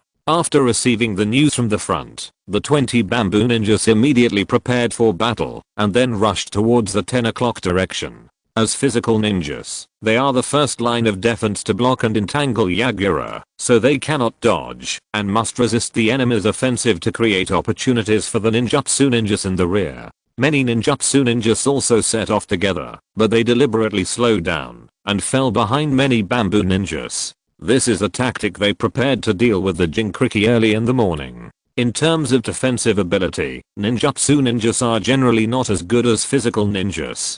For safety reasons, they naturally have to enter the field a little later, allowing the physical ninjas to entangle the Jinchuriki more securely, and prevent them from getting out to deal with them. And they can also cast spells against the Jinchuriki more calmly. At the same time, 12 ninjutsu type mist ninjas completely dispersed, far away from the possible center of the battlefield, and like a pocket, they moved towards the direction of Goji Yagura. They were responsible for setting up the barrier, to trap the Jinchuriki in it, specifically to limit his damage to the battlefield, and prevent it from affecting other people, and also to prevent him from escaping. The Jinchuriki is too strong, and he does not have the fragile physical defects that ordinary people have. As long as the chakra is not exhausted, they can use the chakra coat of the tailed beast to obtain nearly invincible defense capabilities. Therefore, even in the face of a group battle, they do not worry about the risk of being seriously injured or killed. In this case, as long as they want to escape, ordinary people can't stop them at all. Therefore, unless you are absolutely sure, if you want to deal with the Jinchuriki, the barrier is indispensable. Chapter 111, Fighting Yagura, Part 1. Soon, 20 mist ninjas from the bamboo clan saw Yagura, who was rushing over from the front. He was wearing green clothes, and carrying a hook-shaped weapon with flowers on his back. Everyone did not dare to neglect it, and immediately gave birth to bone spurs to meet him. Discovered? Yagura was obviously a little surprised to see so many people suddenly. His whereabouts had been exposed. However, a mere 20 people could not shake his belief in the surprise attack on the reformists. As long as he moved quickly enough and got rid of these 20 people in time, he could take advantage of the faction's vast majority of mist ninjas to give them a fatal blow before they could react. With this thought in mind, he immediately sank part of his consciousness into his heart. Aizo, please lend me your power. Hearing this, a huge three-tailed turtle covered with thorns raised its head deep in Yagura's body. Well, no problem. Thank you. After thanking him, Yagura immediately drew power from the three-tailed beast, and then a dark red chakra emerged from his body, turning into a layer of clothing that wrapped him up. In addition to the barely visible human form, his entire body turned into a dark red monster with 3 tails. Be careful, he has already transformed into a tailed beast. Pay attention to protect yourself. Don't worry too much about attacking, as long as you can hold him back. An older bamboo ninja reminded his fellow tribesmen. Well, I got it. Everyone responded, and all of them were very alert. At the beginning of the formation of the anti-Jinchuriki force, they obtained some general information about the tailed beasts, which increased their understanding of the Jinchuriki. For example, the tailed beast state in front of them. The Jinchuriki in this state is protected by the chakra of the tailed beasts. As long as the chakra is not exhausted, ordinary attacks are almost ineffective against the Jinchuriki. Therefore, at the moment, they don't need to consider causing any damage to Yagura, just protect themselves and hold the opponent's actions.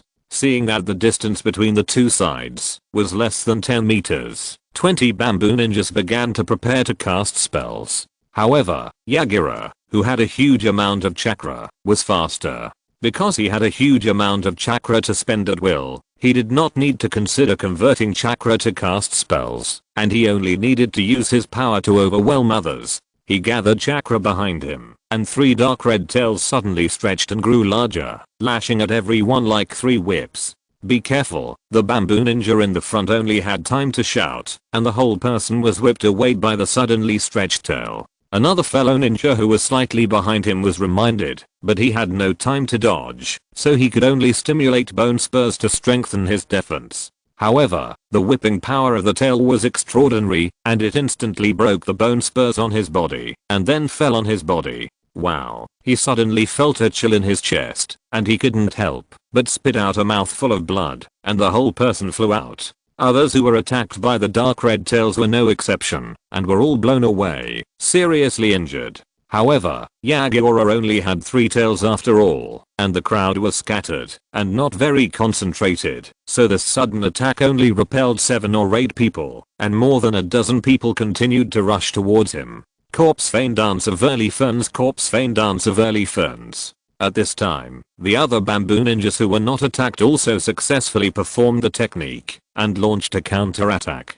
The 5 people suddenly stopped and pressed their hands on the ground. Immediately, they saw that with them as the center, one after another thick bone spurs broke out of the ground, like a forest of bones rapidly expanding around. Yagura wanted to dodge, but he was not as fast as the forest of bones, especially after being accidentally attacked by the bone spurs from the ground twice. He completely lost the chance to escape. Fortunately, he was protected by the chakra coat of the 3 tails, and did not suffer any injuries, but was a little embarrassed by the sudden attack of the bone spurs from the ground. When he regained his footing, he was surrounded by huge bone spurs. "You think you can stop me with these things? You're dreaming," he shouted angrily, and concentrated his chakra into his arms. His arms immediately expanded and pushed towards the bones on both sides. However, the bones this time were very thick, each one was as thick as an adult's embrace, and coupled with the already strong hardness, it was difficult for him to destroy them easily even in this state. Boom. The giant arms hammered on the bone spurs, barely breaking a few of them, before they were completely powerless and completely trapped in the bone forest. What hard bones. Seeing this, Goji Yagura couldn't help but sigh. Because the Taketori clan was exterminated too early in his previous life, he didn't have much contact with them, and his understanding of the Taketori clan was only based on the records and legends in the village. Now facing them head on, he really refreshed his understanding of this bloodline limit family. At this moment, a figure suddenly appeared on the bone spurs next to him. It was a few bamboo cutter ninjas, sneaking and shuttling in front of Yagura. This is a trick similar to underground navigation and instant water, which relies on special environments for stealth. However, the basic medium of the bamboo cutter clan stealth ability is bone. With the natural affinity of corpse bone veins and bone, they can use bones to freely and quickly shuttle in this forest of bones. Therefore, the trick of Dance of Early Ferns not only has the purpose of killing enemies on a large scale, but also has the purpose of creating an advantageous terrain for themselves. With the help of the environment of this forest of bones, they can attack or defend, which can greatly ensure their own safety. The few people who relied on bones to sneak and shuttle did not waste words, and immediately stretched out the bone spurs in their palms and stabbed Yagura. Because it was the first time to fight with the bamboo cutter clan, they did not expect them to have such a trick. Yagura had no time to react, and was immediately stabbed by several people with bone spurs at the same time. Bang! Yagura had no power to resist, and was directly pushed out by the stabs of several people, and hit a huge white bone behind him. Before he could react, 2 figures appeared on the white bone behind him, and directly stabbed his head with bone spikes. If it were an ordinary person, he would die immediately in the face of such a fatal attack. Unfortunately, Yagura of Goji is a Jinkriki, and a Jinkriki who has already transformed into a tailed beast. Boom. The 2 bone spikes could not pierce the chakra coat on Yagura's body at all, but instead smashed him into the ground like a heavy hammer. At this time, seeing the situation outside, the 3-tailed Isabu in Yagura's body could not sit still. There are too many of them, and you can't resist them alone. If you want to fight quickly, you should use the complete tailed beast transformation directly. It reminded its companion seriously. Chapter 112, Fighting Yagura, Part 2. Okay. After hearing the suggestion of the 3-tailed beast, Yagura immediately agreed. Then, more tailed beast chakra was extracted by him, and the chakra coat on the surface of the whole body began to expand rapidly. Be careful, there is something wrong with that guy, stay away. Seeing that the situation was not good, the two fellow Taketori who had just launched the surprise attack shouted a warning, and merged their bodies into the huge bone spurs behind them and disappeared. Then, everyone in the distance saw that as the chakra coat outside Yagira's body expanded rapidly, a new color change occurred. Soon, Yagira, who looked like a red monster, disappeared and turned into a giant turtle that was nearly 10 meters tall, covered with thorns, and had 3 tails. The originally dense forest of bones around the body was also forcibly stretched out because of the huge size of the turtle and squeezed together at the edge. I don't know how many were broken. Is this the true body of the 3-tailed beast? A Taketori Mist ninja was horrified when he saw it. The other party released a terrifying sense of oppression, far beyond any strong man he had ever seen. No wonder everyone said that the tailed beasts were weapons of war. Now seeing this situation, he finally understood. Without any tricks, the opponent only needs to swing the 3 huge tails to easily cause large-scale destruction. If this kind of behemoth appears on the battlefield, it will be completely crushing for ordinary people. Even turning the tide of the battle by one's own strength is not empty talk. As Yagira completely transformed into a tailed beast and revealed his huge tailed beast true form, Liuzen and others who were waiting on the top of the mountain in the distance also noticed the big turtle that suddenly appeared on the plain. Compared with the forest, the size of an individual is too small, and they are far away, so they did not find that Yagira of Goji has already started a battle with the anti-Jinchuriki troops. However, when Yagira of Goji completely transformed into a tailed beast, the forest on the plain could no longer hide its huge size. Is that the 3-tailed beast? Taketori Shinsuke was surprised. Although he had heard that there was such a thing in the Hidden Mist village, it was the first time he saw it until today, which was really shocking. Judging from its size alone, it was not a monster that ordinary people could handle. Yes, that's the 3-tailed beast. Rokuze nodded, staring down, and said seriously, take a closer look. There will be many more battles of this level in the future. Terumi was moved by what she heard, and nodded, yes. There will be many more battles like this in the future. There are even many that exceed this level. Having experienced the 4th Ninja World War in her previous life, she knew very well that this level of battle was nothing. For Taketori Shinsuke, who had not seen the 4th Ninja World War, this kind of battle was just right to refresh his horizons. Hearing the two of them say this, Taketori Shinsuke immediately stared at the battlefield below with a serious face. In the forest, Yagira, who had already completed the complete transformation of the tailed beast, did not delay any longer, and immediately rolled the 3 tails under his belly, and then his entire body shrank into a wheel wrapped in thorns. Shadow as he used his claws to dig back on both sides, the entire wheel rolled and rushed forward with unparalleled power. No, hide.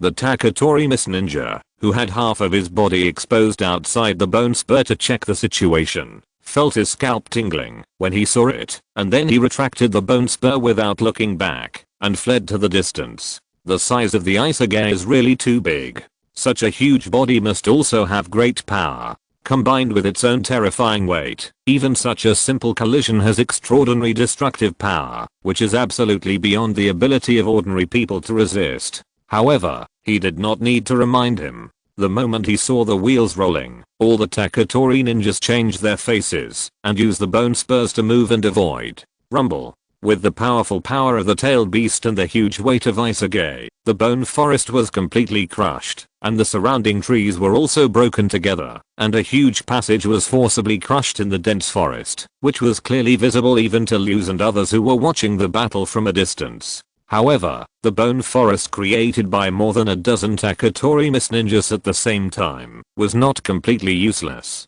With the strong hardness of the bone spurs themselves, it still reduced a huge part of the impact force of Isage's attack. At the same time, the ninjutsu type ninjas who arrived a little later also used their spells to attack. They couldn't let Isage rush out and escape from the battle. Earth escape, earth flow wall, water escape, water formation wall, lightning escape, earth walk. In an instant, a series of barriers rose up in front of the huge wheel, and countless ninjutsu of different colors bombarded the wheel like a storm. Noticing the sudden attack from the front, Yagura and Izage were also shocked. Unexpectedly, it was not just the 20 Taketori Miss Ninjas who were attacking them, but there were actually dozens of ninjutsu type Miss Ninjas behind them. However, at this point, they had no other choice but to rush forward in one go, hoping to break through the obstruction of the Miss Ninjas. Boom. With the roar of countless barriers shattered and countless ninjutsu bombarding the wheels, the speed of the wheels finally slowed down a little bit. When it mashed the 10th earth wall, it had no more strength left and was knocked to the ground by the joint attack of many Miss Ninjas, returning to the form of a three-tailed turtle. Even because of the remaining ninjutsu attacks, Yagura, who was in the complete tail beast form, even retreated several steps. He was suppressed by the ninjutsu attacks of the crowd and could not fight back at all. Fortunately, the true form of the tail beast of Isabu is a big turtle with a shell. In terms of defense, it is naturally the strongest among all the tailed beasts. As long as you can't break its defense, no matter how many attacks you make, it will be meaningless. Boom. I don't know how many times I was hit. I felt that my ears were almost deafened by the roar of the ninjutsu attacks. The intensive ninjutsu offensive finally stopped. Now, it's my turn. Finally getting a chance to breathe, Yagura couldn't hold back any longer and swung his 3 huge tails towards the people in front. However, everyone who had been prepared dodged and avoided the fierce attack in time. Yagura, I have a bad feeling. Don't get entangled with them, go. Isabu anxiously reminded his companions in his heart. Knowing the seriousness of the matter, Yagura immediately gave up the idea of chasing, and then curled up again, ready to repeat the old trick and rush out of the encirclement in one go. Shadow as he paddled his forelimbs, the wheel rolled again, and rushed forward with an unstoppable attitude. Many Miss Ninjas saw it, and hurriedly cast spells to stop it, but they had just launched a wave of ninjutsu offensives, and were a little exhausted for a while. How could they stop it in a hurry? Seeing that the huge wheel crushed the sparse ninjutsu attacks, and rushed farther and farther. At this moment, the 12 Miss Ninjas who surrounded the battlefield finally completed their preparations, and released chakra from their palms together, turning into beams of light, and shooting into the sky. Chapter 113, Fighting Yagura, Part 2. Blue array in an instant. 12 blue beams of light rose from the ground and converged into a point in the sky and then opened a light curtain in pairs, forming a 12-sided pyramid that covered the entire battlefield. What? Goji Yagura was shocked when he saw it, and he had no time to turn around and crashed directly into the light curtain. Boom. There was only a loud noise, and the wheel impact knocked the light curtain outward and deformed, but it was ultimately unable to completely break through the light curtain, and lost its strength. As the wheel impact stopped, the light curtain returned to its original state, and the wheel of the 3-tailed turtle was immediately ejected. Boom. There was another loud noise, and the 3-tailed turtle fell back to the center of the battlefield, and was knocked unconscious, and returned to the form of a 3-tailed turtle. On the hill in the distance, Liu saw this, and applauded and laughed. The barrier is complete. Yagura has no way to escape. With the tossing and turning of Yagura, who has completely transformed into a tailed beast, the surrounding trees were completely overwhelmed, and the situation on the entire battlefield was revealed, allowing them to clearly see the people and things below. Not only that, we don't have to worry about their battle affecting the angry sea city. Terumi Mei also had a smile on her face. The fundamental purpose of dealing with Yagura is to protect the rear and prevent innocent people from being affected by the powerful battlefield destructive power of the Jinkriki. Now that the barrier has risen, there is no more worry. Next, it depends on whether the Jinkriki troops can deal with this caged beast. With a little worry, Liuze focused his attention on the battlefield below. Seeing that the huge body of the 3-tail was bounced back by the barrier, everyone finally breathed a sigh of relief and launched an offensive together. Earth style, earth splitting palm earth style, yellow spring swamp. The Miss Ninja, who was good at using earth style, took the opportunity to destroy the soil layer under the 3-tails. Seeing that the giant beast sank, the other Miss Ninjas used offensive ninjutsu or restrictive ninjutsu to try their best to reduce the 3-tails resistance. At this time, Yagura, who was knocked unconscious, also woke up and realized that the tail beast's true body was sinking. He desperately waved his front paws and three tails, trying to climb out of this terrible area. However, being stuck in the swamp, it was difficult for him to exert force. In addition, there were dozens of Miss Ninjas outside who were constantly using ninjutsu to attack and harass him, so he couldn't climb up and could only watch himself sink deeper and deeper in the swamp. Damn it. Realizing that the situation was getting worse and worse for him, he couldn't help but panic. Just use the tail beast ball. Don't hold back. Isabu couldn't help but admonish. Okay. Yagura didn't refuse and agreed immediately. He did not struggle in vain and slightly opened his mouth. In an instant, a purple-black chakra energy ball condensed in front of the huge tail beast's true body's mouth, and as the chakra continued to gather, it was still expanding rapidly. He wants to use the tail beast Jade. Interfere with him. Don't give him a chance. The Mist Ninja immediately warned loudly when he saw it. Understood. Then, several Mist Ninjas stood up and quickly formed seals to condense chakra in their hands. Water style. Cutting rain. Water style. Cutting rain. I saw them gather their right hands with condensed chakra high above their heads and disperse it into the air above their heads. Then, a sparse drizzle began to fall from the sky. However, it was not ordinary rain, but a special water-style ninjutsu that could consume chakra, which could consume the enemy's prepared technique without knowing it, or even directly destroy it.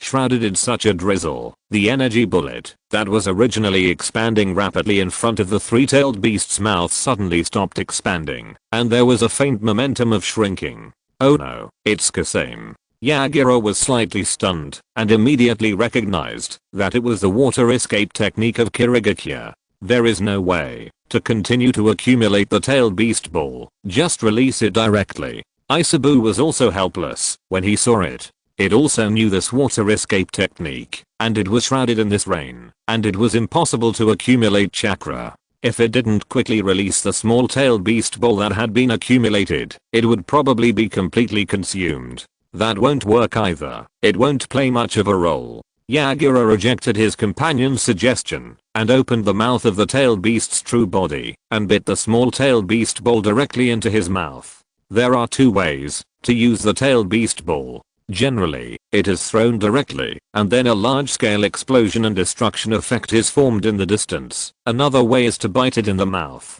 detonate it in the mouth, and through guidance, the power generated by the explosion is transformed into a beam of light to bombard it out. The latter method is more dangerous and will also cause some damage to oneself, but in the current situation, it is better to use the latter method to avoid being consumed by Kyu and maximize the destructive power of the tail beast ball. As Yagura swallowed the tail beast ball, the cheeks of the three-tailed beast bulged. Not good. Hide quickly. The experienced Miss Ninja smelled the breath of danger and immediately called on everyone to start hiding. However, Yagura had already opened the mouth of the three-tailed beast.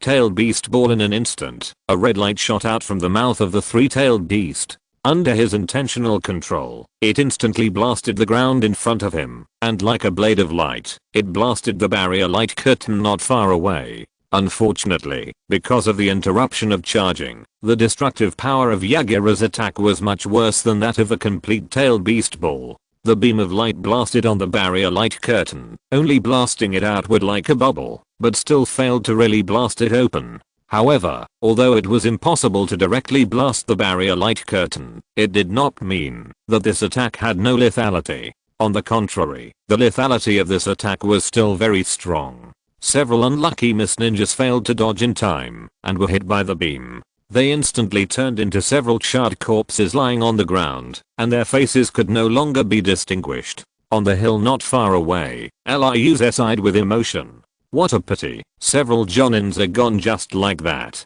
The power of the tail beast ball is too strong, and ordinary people can't resist it at all. There is nothing we can do about their death. Meditarumi next to him was also in a heavy mood. Even if it was not a complete tail beast ball, that level of destructive power was enough to kill most ninjas who did not have defensive expertise. This was also due to the defects of ninjas. Maybe they could perform a spell with the same destructive power, but their bodies could not withstand such an attack at all. Their own defensive ability and destructive ability are not proportional at all. Lyuze paused for a moment and said slowly, I have a suggestion. I hope that Lady Meditarumi can consider it. What suggestion?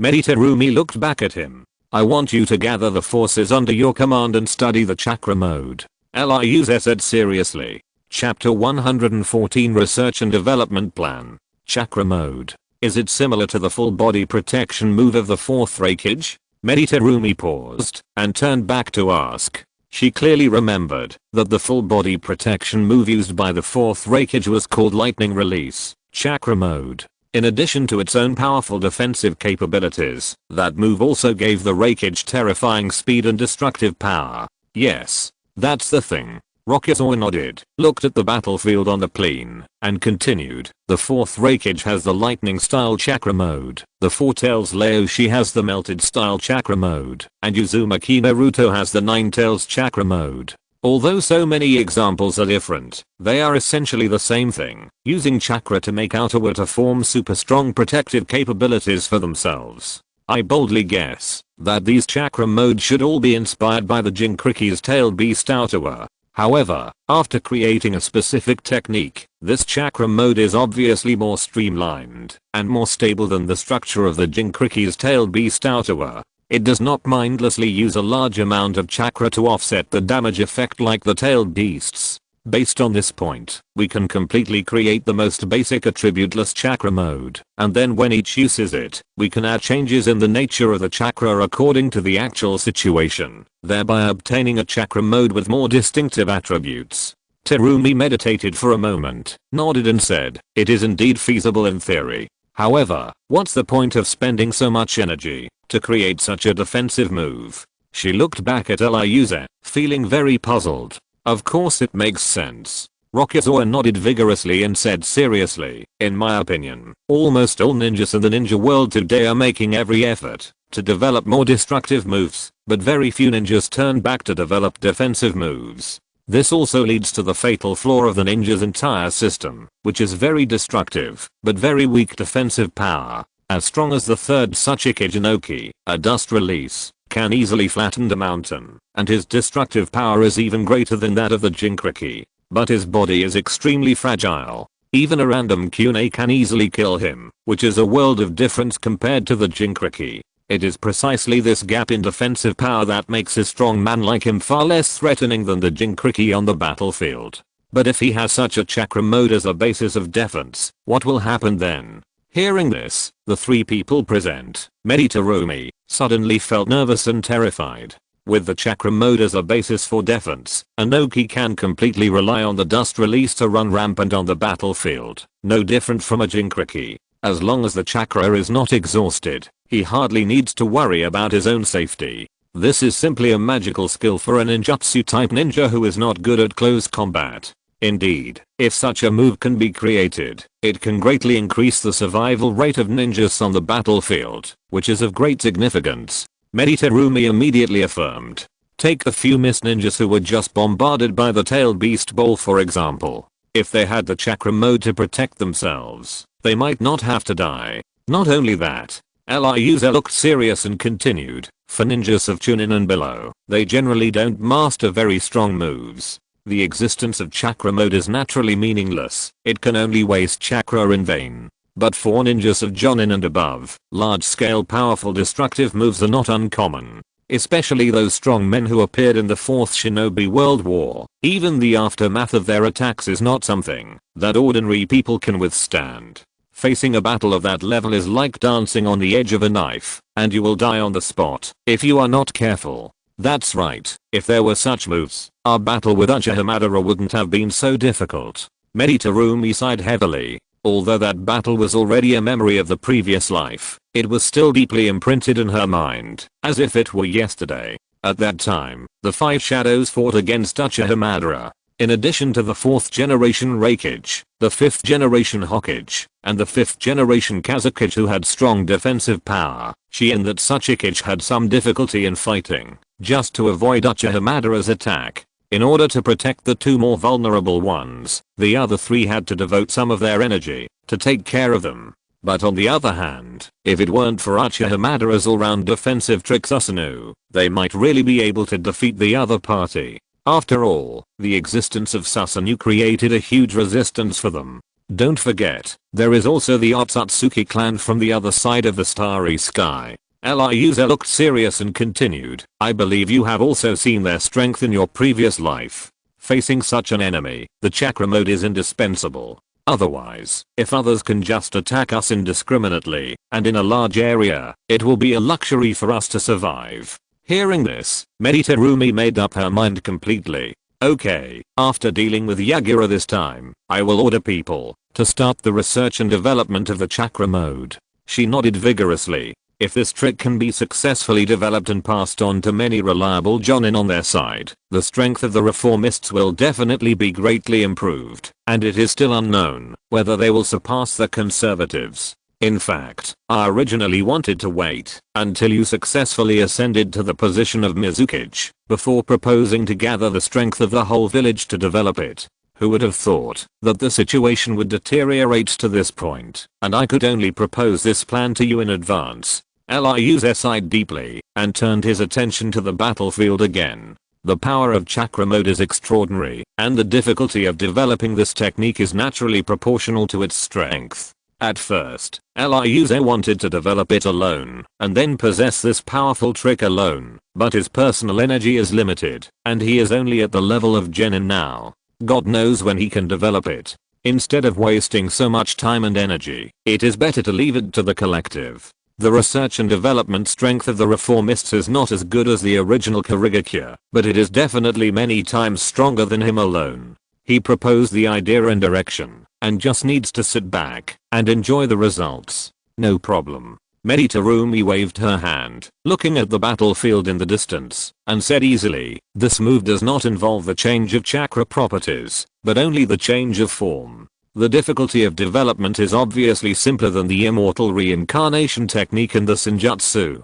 Maybe we can get the research and development results soon. She gave Eliusa a confident smile. I hope so.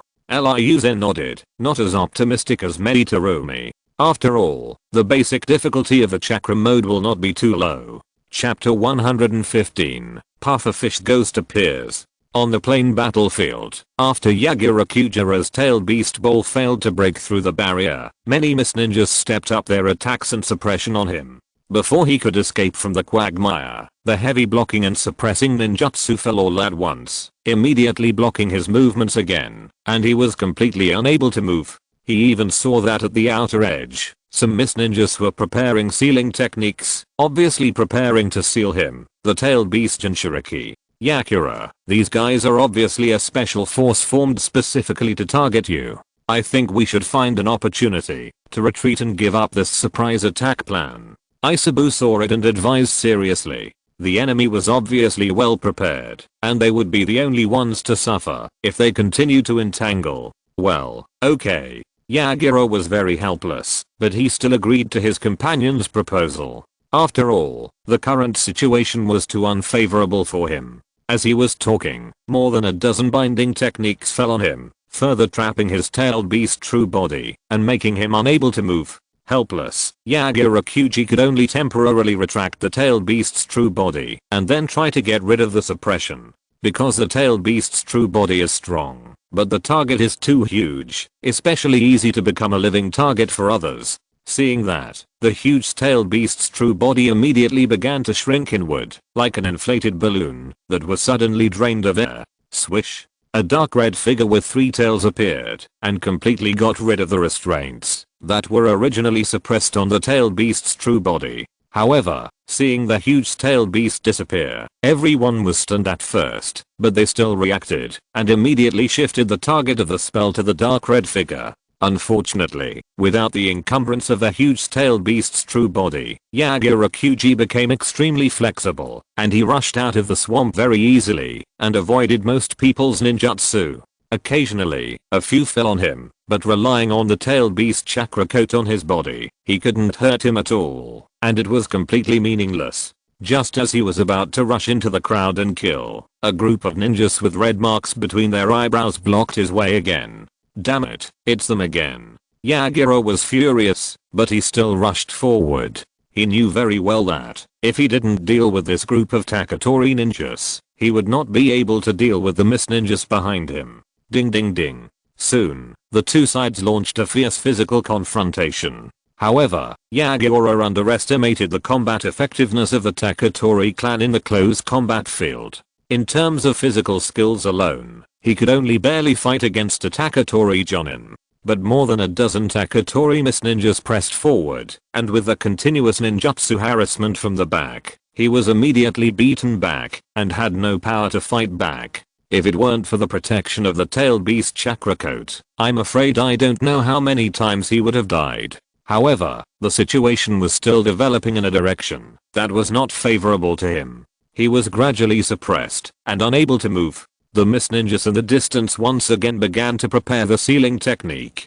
He had no choice but to release the tailed beast's true form once again. In an instant, Yagura's body chakra expanded violently, and then the whole person turned into the form of the three-tailed turtle. The people who were besieging him just now were immediately blown away by the suddenly expanded huge body. Although the situation was a bit sudden, everyone quickly stabilized their position. In fact, because they were familiar with it, they seemed to be more relaxed this time, to deal with the true form of the three-tailed beast. Soon, the cycle was staged again. Goji Yagura was once again at a disadvantage and in danger. At this time, the perception type ninja cruising outside the battlefield noticed something strange coming from a distance. Be careful, someone is coming towards us. It may be an enemy. After using wireless communication to report to his companions, he rushed in the direction where the group came, trying to investigate the identity of the person. Soon, the perception type ninja saw a fat figure leading the way with Samehuda on his back from a distance. Oh no, it's Ziguishin Puffer Ghost. Recognizing the person, the perception ninja immediately reported and took out a flare from his pocket and fired it into the sky. Swoosh. Accompanied by a burst of air-breaking sound, a red firework immediately exploded in the sky. Oh no, it's a distress signal. Go down and help. Meditarumi was shocked when she saw it, and she didn't care about staying on the top of the mountain to watch the good show of trapped beasts fighting hard, and immediately rushed down along the foothills. Liuze didn't think too much and rushed down with him. Seeing the signal here, the ninja troops from Nuhei City immediately send out reinforcement. Oh no, we've been discovered. Seeing the signal in the sky, Ziguishin Puffer Ghost and others were also surprised. My lord, are we still going forward? A confidant asked nervously. They only brought about 200 people this time, and wanted to clean up the battlefield after Yagura started a massacre. According to common sense, if Yagura's raid was successful, the attention of the reformists should have been attracted to it, and they should not have discovered their small team. An ominous premonition loomed in his heart. Especially after he saw the huge barrier in the forest ahead from afar, his ominous premonition became stronger. Keep going. The Puffer Ghost thought for a while and immediately gave the order. In any case, he still wanted to confirm what was going on with the reformists, to see if Yagura's surprise attack was successful, and the huge barrier in front of him. He also wanted to see what was going on. Soon, a complete cone barrier appeared in his eyes, especially a familiar three-tailed turtle was trapped in the barrier. Boo-ray, the Puffer Ghost recognized the barrier in front of him. This was the barrier they used to surround and kill the third generation, but the barrier in front of him had 12 base points, and was constructed by 12 senior ninjas. It was much stronger than the one they had originally arranged. The three tails were trapped in it, and there was no way they could escape. Seeing the appearance of the Puffer Ghost and others, Yagura, who had been suppressed, was overjoyed as if he had grabbed a life-saving straw. Help me. These guys are a special force targeting Jinkriki. Hearing this, the Pufferfish Ghost was shocked, and immediately gave an order. Open the barrier and save people.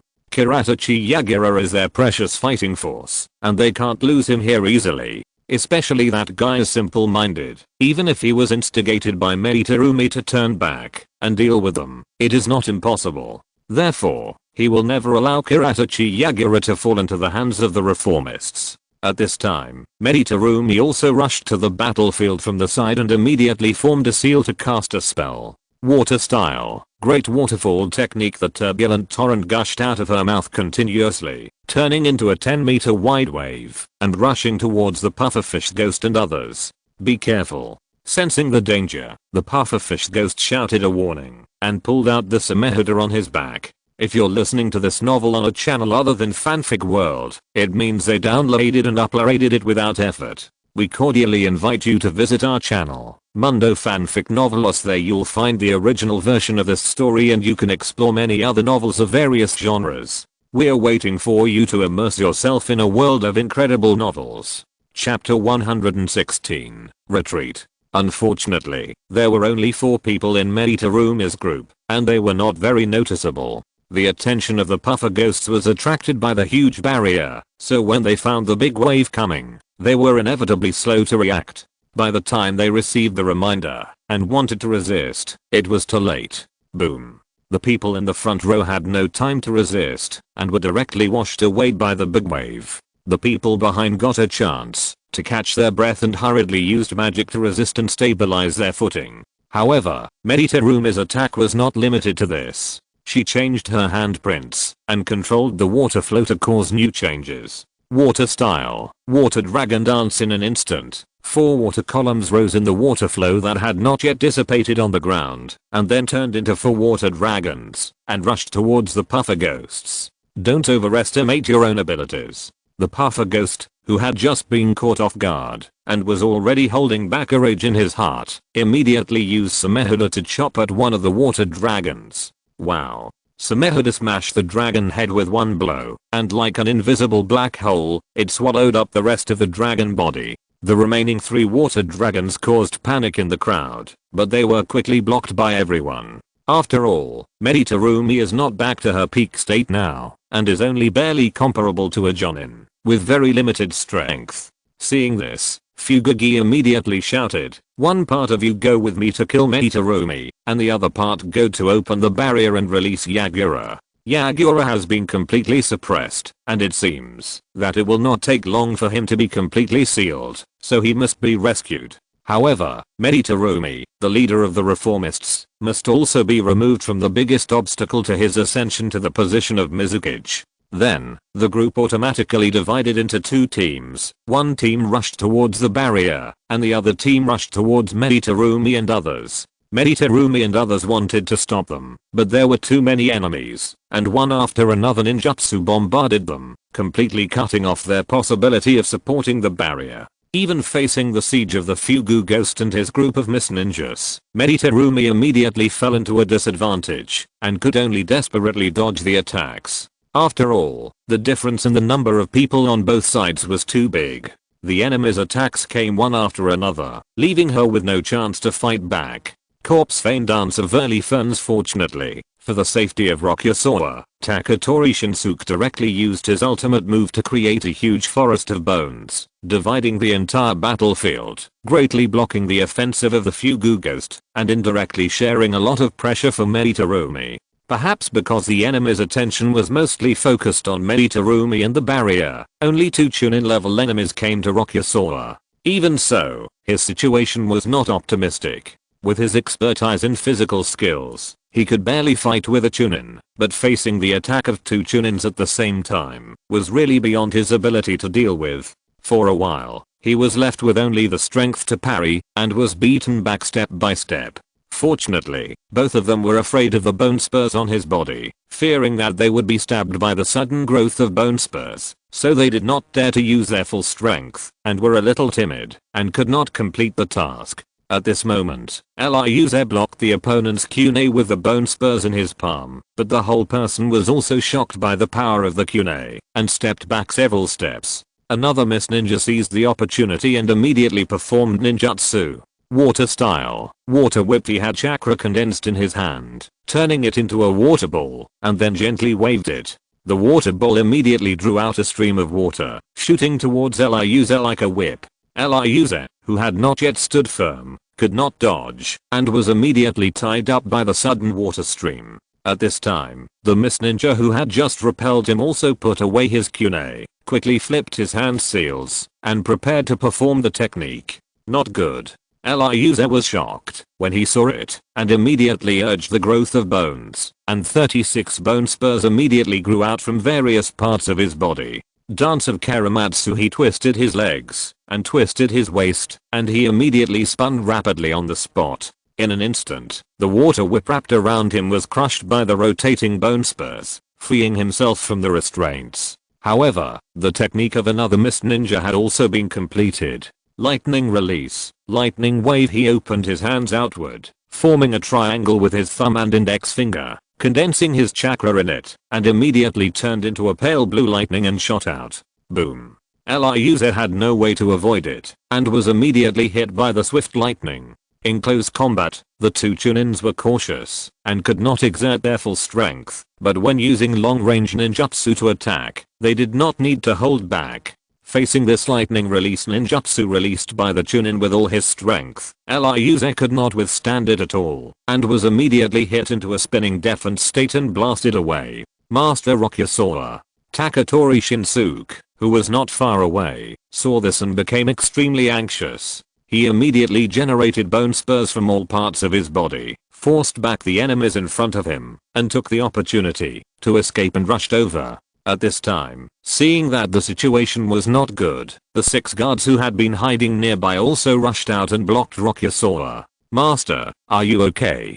Taketori Shinsuke picked Rokuze up from the ground and hurriedly retreated. You won't die. Wiping the blood from the corner of his mouth, Rokuze stared at the group of enemies who were chasing him with full caution. Fortunately, the Karamatsu dance reduced most of the effect of the lightning ninjutsu just now, otherwise he might have been killed by a single blow. At the same time, the 12 mist ninjas who were responsible for setting up the barrier were also attacked by the enemy. They could no longer maintain the stability of the barrier, and saw that the huge cone barrier dissipated in the battlefield. The mist ninjas of the Fugu demon side struck while the iron was hot and attacked in one fell swoop, disrupting the sealing process of the Jinchuriki troops. Kirigi Yagura escaped from the trap and showed great power. With the cooperation of the Fugu demon side, the Jinchuriki troops were soon forced into a desperate situation. The whole situation took a sharp turn for the worse, which was very frightening. At this critical moment, another ninja unit appeared from the back of the battlefield, bringing great pressure to everyone on the battlefield. Noticing that they came from the direction of the Angry Sea City, Ryuze immediately reacted and realized that it was the reinforcement of the reformists. Saved. He breathed a sigh of relief while being supported by Taketori Shinsuke.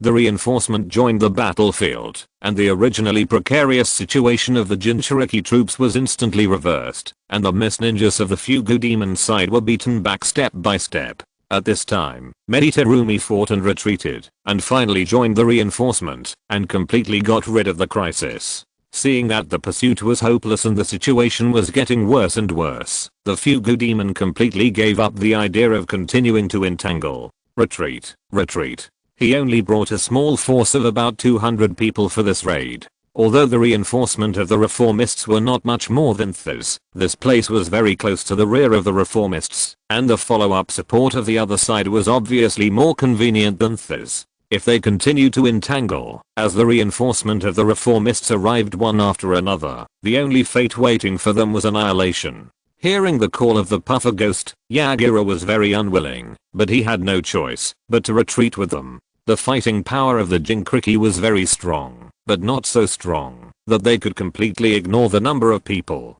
especially when his side had been exposed and completely lost the opportunity for a sneak attack. There was not much point in him staying any longer. Chapter 117. Suspicion of Introduction. Seeing the Fugu demon retreating like a tide, many reformist mist ninjas could not help but get excited and continued to chase them, vowing to keep them all. Terumi saw this and hurriedly called everyone to stop them. Don't chase them. Although they had the advantage, it did not mean that the Fugu demons had no power to fight back, especially with the perfect Jinchuriki, Yagura Kiritachi, by their side. If they really wanted to keep them by force, they didn't know how much they would have to pay. Considering this, she could only choose to restrain herself. It was not the time to fight to the death yet. After receiving Terumi's order, everyone was unwilling, but they slowly stopped chasing and watched the Fugu demon retreat into the dense forest behind. When the last enemy disappeared in the dense forest, everyone spontaneously began to clean up the battlefield and prepare to retreat. "How are you? Are you okay?" Terumi asked with concern as she looked at Rokuze, who was supported by Taketori Shinsuke. "It was a little bit of a loss, but it's not life-threatening." Rokuze pulled back his right hand that was being supported and waved his hand. Apart from the severe pain all over her body and many muscles being torn by the lightning, she did not feel any other discomfort. "That's good." Terumi breathed a sigh of relief, turned her head, and looked in the direction where Fugugi and others retreated, and said seriously, "After the battle just now, I'm more in favor of your proposal to develop the chakra mode. If I had the chakra mode to protect me, maybe I wouldn't have been suppressed by them so hard just now. There were too many enemies, and in order to avoid their attacks, she didn't even have the chance to stop and fight back. Because, with her physical condition, even if she was hit by a ninjutsu released by a chunin, she would probably be seriously injured. And if she was injured in that situation, the result can be imagined. She would definitely be overwhelmed by the ninjutsu attack that followed, and die. Perhaps, even with the chakra mode to protect her, she would not be able to fight nearly 100 enemies at the same time by herself, but at least her life safety would be guaranteed, and she could fight more calmly, and she would not be chased and embarrassed like just now.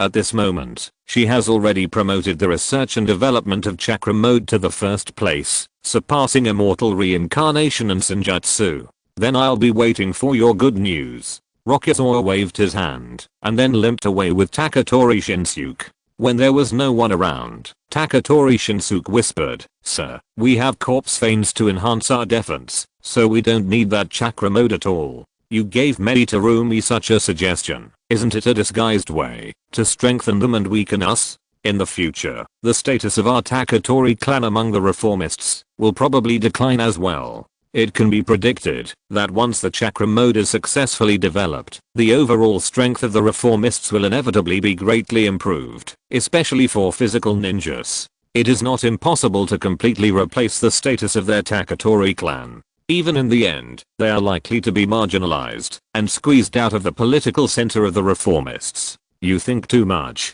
Rokuze smiled and patiently explained. "Chakra mode is a technique that uses chakra to cover the whole body for defense. It is also destined to be a technique that consumes a lot of chakra. So, you don't need to worry about everyone being able to use this technique at will. According to my guess, unless you are gifted and have an extraordinary amount of chakra, the level of chunin and below is not enough to use this technique. In other words, if you want to use this technique freely, you need to be a jonin. And considering the consumption of chakra, it is difficult for ordinary jonin to maintain this technique for a long time. So, you don't need to worry about our clan's declining status in the reform faction. In fact, we can also use this chakra mode to enhance ourselves in turn, and it is not just them who can benefit." "I see." Taketori Shinsuke suddenly realized. "But, we already have the corpse vein to enhance our own defense, so this chakra mode will also have limited benefits for us, right?" he asked with a little concern. "Indeed." Ryuze nodded and said seriously, "This chakra mode is just a way for us to make up for the defensive defects of the corpse vein. The actual gain is not that strong. But you don't know." Ryuze took a deep breath and continued, "In the 4th Ninja World War in the previous life, some incredible enemies appeared. Their strength is far beyond your imagination, just like a myth. Facing such an enemy, just the aftermath of the attack is enough to kill us, and the defensive defects of the corpse vein will be revealed. But if there is a comprehensive defensive trick like chakra mode, this problem can naturally be avoided." Ryuze clearly remembered that when Uchiha Madara was dealing with the 5 cages, he used the complete form of Susanoo, and with just a simple sword drawing technique, he easily cut off the mountain. Perhaps, such a Susanoo cannot directly attack everyone on the battlefield, but the wind pressure generated by the sword alone is enough to kill ordinary people. The bone spur defense of the corpse vein alone cannot withstand such a saturation attack. "I understand." Taketori Shinsuke nodded and asked, "Before, when you proposed the research and development proposal, I heard you mention a clan called Otsutsuki from the other side of the starry sky. What's that about?" He wanted to ask when he first heard about Otsutsuki, but the time and place were not suitable, so he kept holding back. Now, he finally got the chance. Otsutsuki clan. Eliusa looked up at the sky, sighed deeply, and said, "That's another extremely distant story. Not only you, but other people in the clan also need to know about the situation of this Otsutsuki clan. When we return to the clan, I will tell you in detail." After saying that, he sighed again, and quickened his pace. Taketori Shinsuke did not ask any more questions, but just followed silently. Not long after, the gate of Angry Sea City appeared in their sight again. After being checked by the guard ninja at the gate, the two successfully entered the city and returned to the residence of the Taketori clan. "Please help me pass the message and gather the assistants who will replace the 4 elders, as well as some of the clan's elite jonin. I have something to say to everyone." Eliusa instructed Taketori Shinsuke. "How many people do you want to gather?" Taketori Shinsuke asked hurriedly. 20 in total. Too many will be too noisy." Eliusa waved his hand and walked towards the clan's ancestral hall. Although they had just moved here, they still built a simple ancestral hall, which was specially used for sacrifices and clan gatherings. Chapter 118 Clan Ancestral Hall. Just after walking a few steps, a small figure rushed out from the side and blocked Eliusa's way. "It's you? What's wrong with you? What do you want to see me for?" Eliusa recognized that the person was Kimimaro, and a smile appeared on his face. "How is Kabuto Yakushi now, Lord Eliusa?"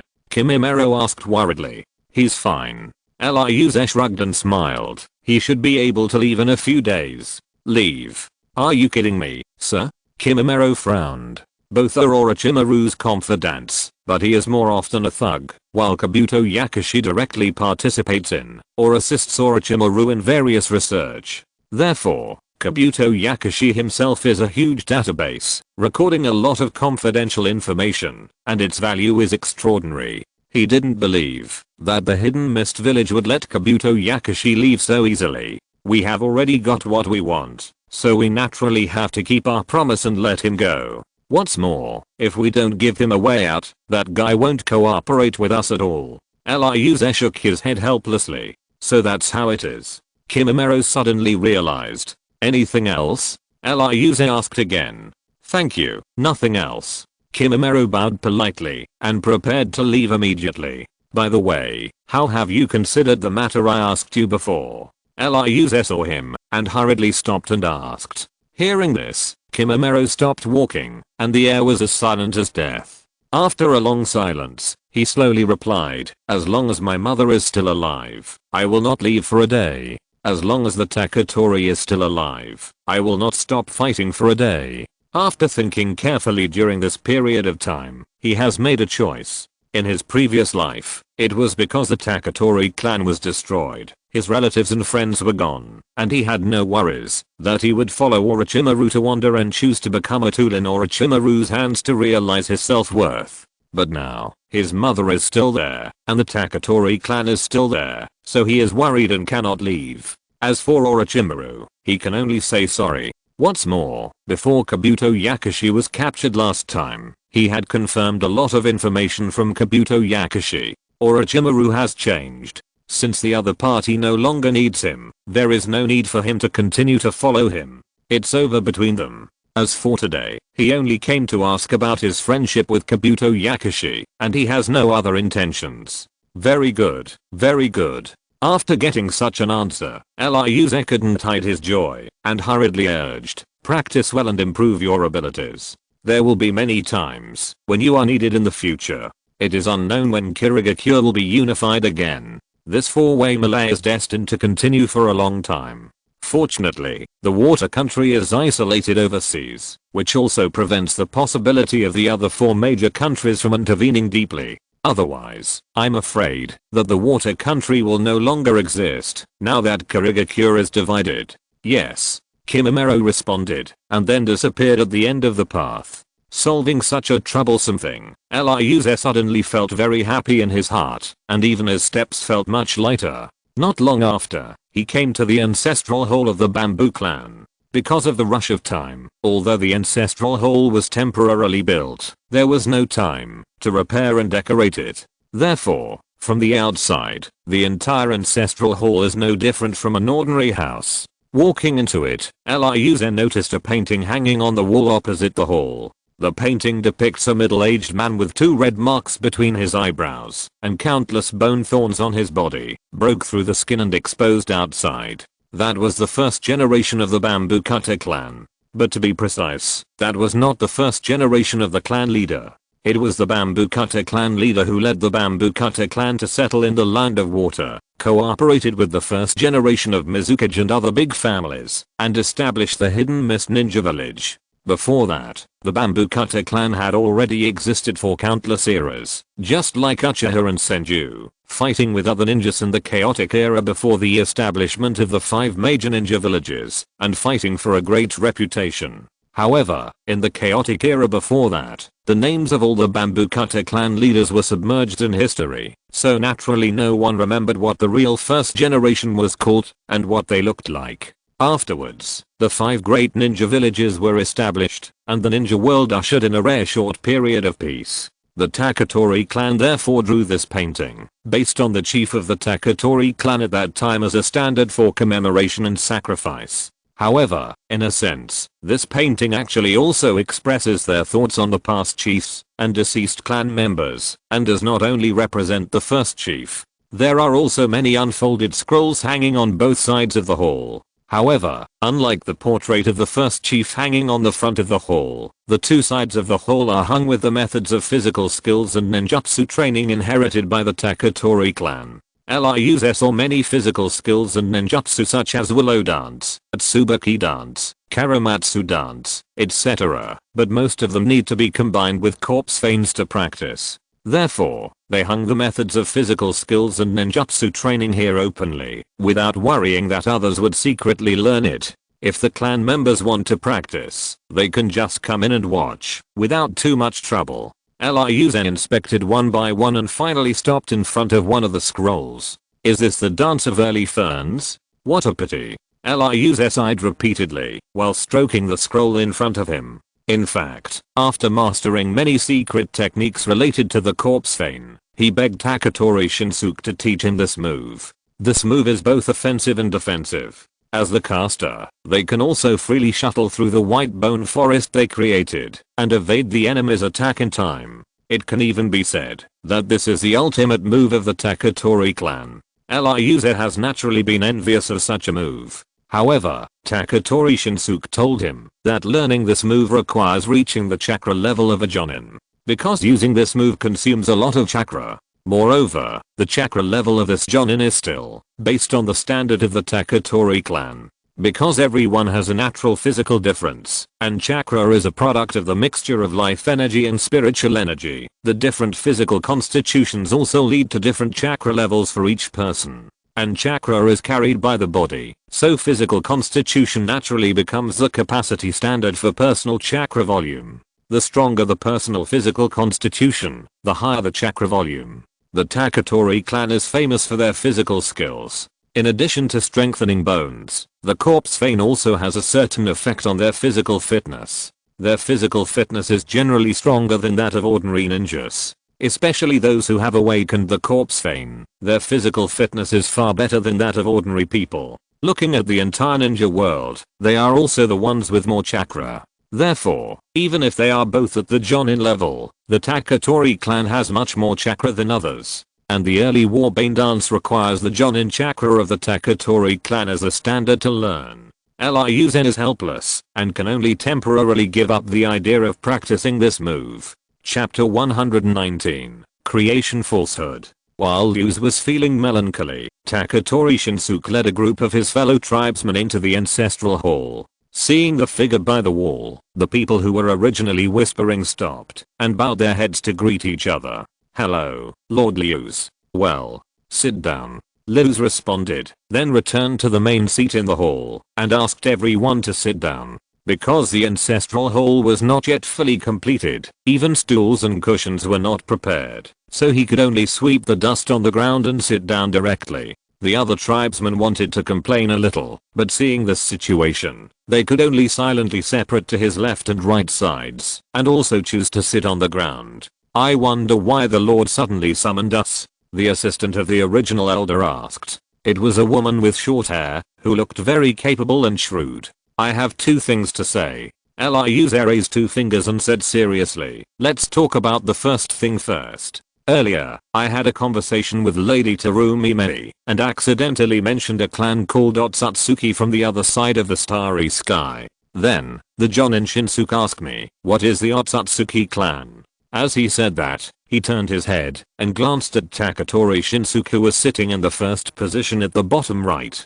Hearing this, many Jonin present immediately talked about it. The female assistant of the former great elder immediately said, excuse me, sir, is it really worth being so cautious about just a clan?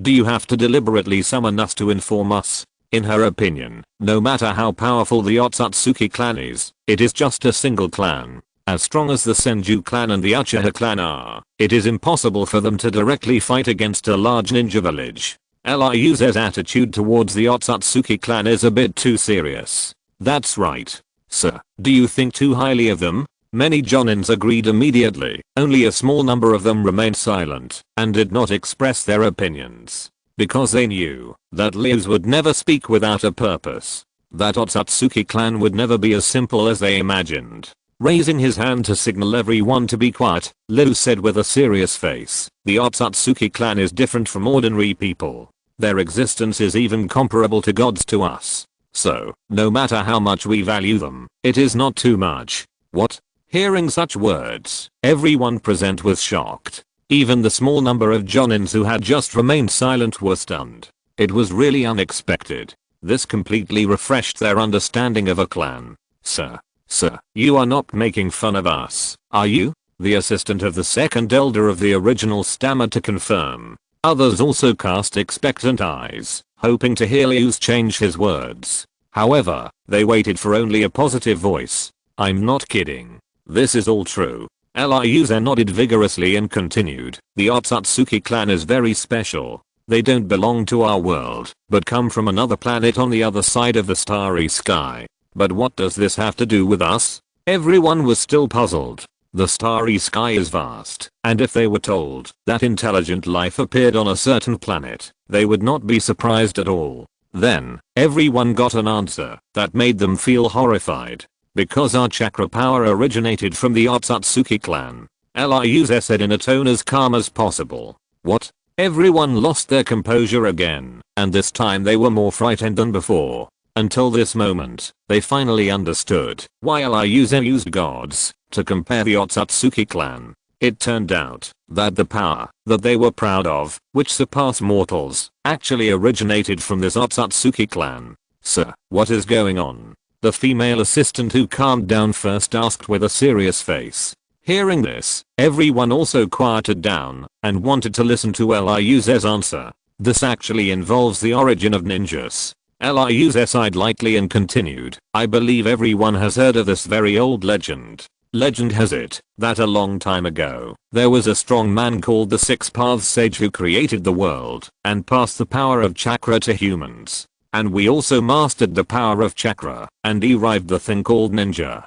This legend is partly true. The Six Paths Sage really exists, and it is indeed him who passed the power of chakra to us. So, this Six Paths Sage actually came from the Otsutsuki clan. Combining the previous words, a senior ninja immediately made a guess. Not completely right. Eliuze shook his head and said seriously, because this legend is actually only half. To be precise, it is because the ancient people could not understand what happened in this world, so they only remembered the part they could understand. And before that, the part they could not understand was forgotten and abandoned. Unable to understand, unable to recognize, so unable to leave an impression in one's memory, naturally it will be forgotten. Sir, what is the forgotten other half that the ancients could not understand? Taketori Shinsuke asked. Rokuze continued with a serious face. The ancients saw the Six Paths Sage dispersing the storm, soothing the earth, eliminating all the disasters of the earth and the sky, and making the world stable, so they preconceived that he was creating the world.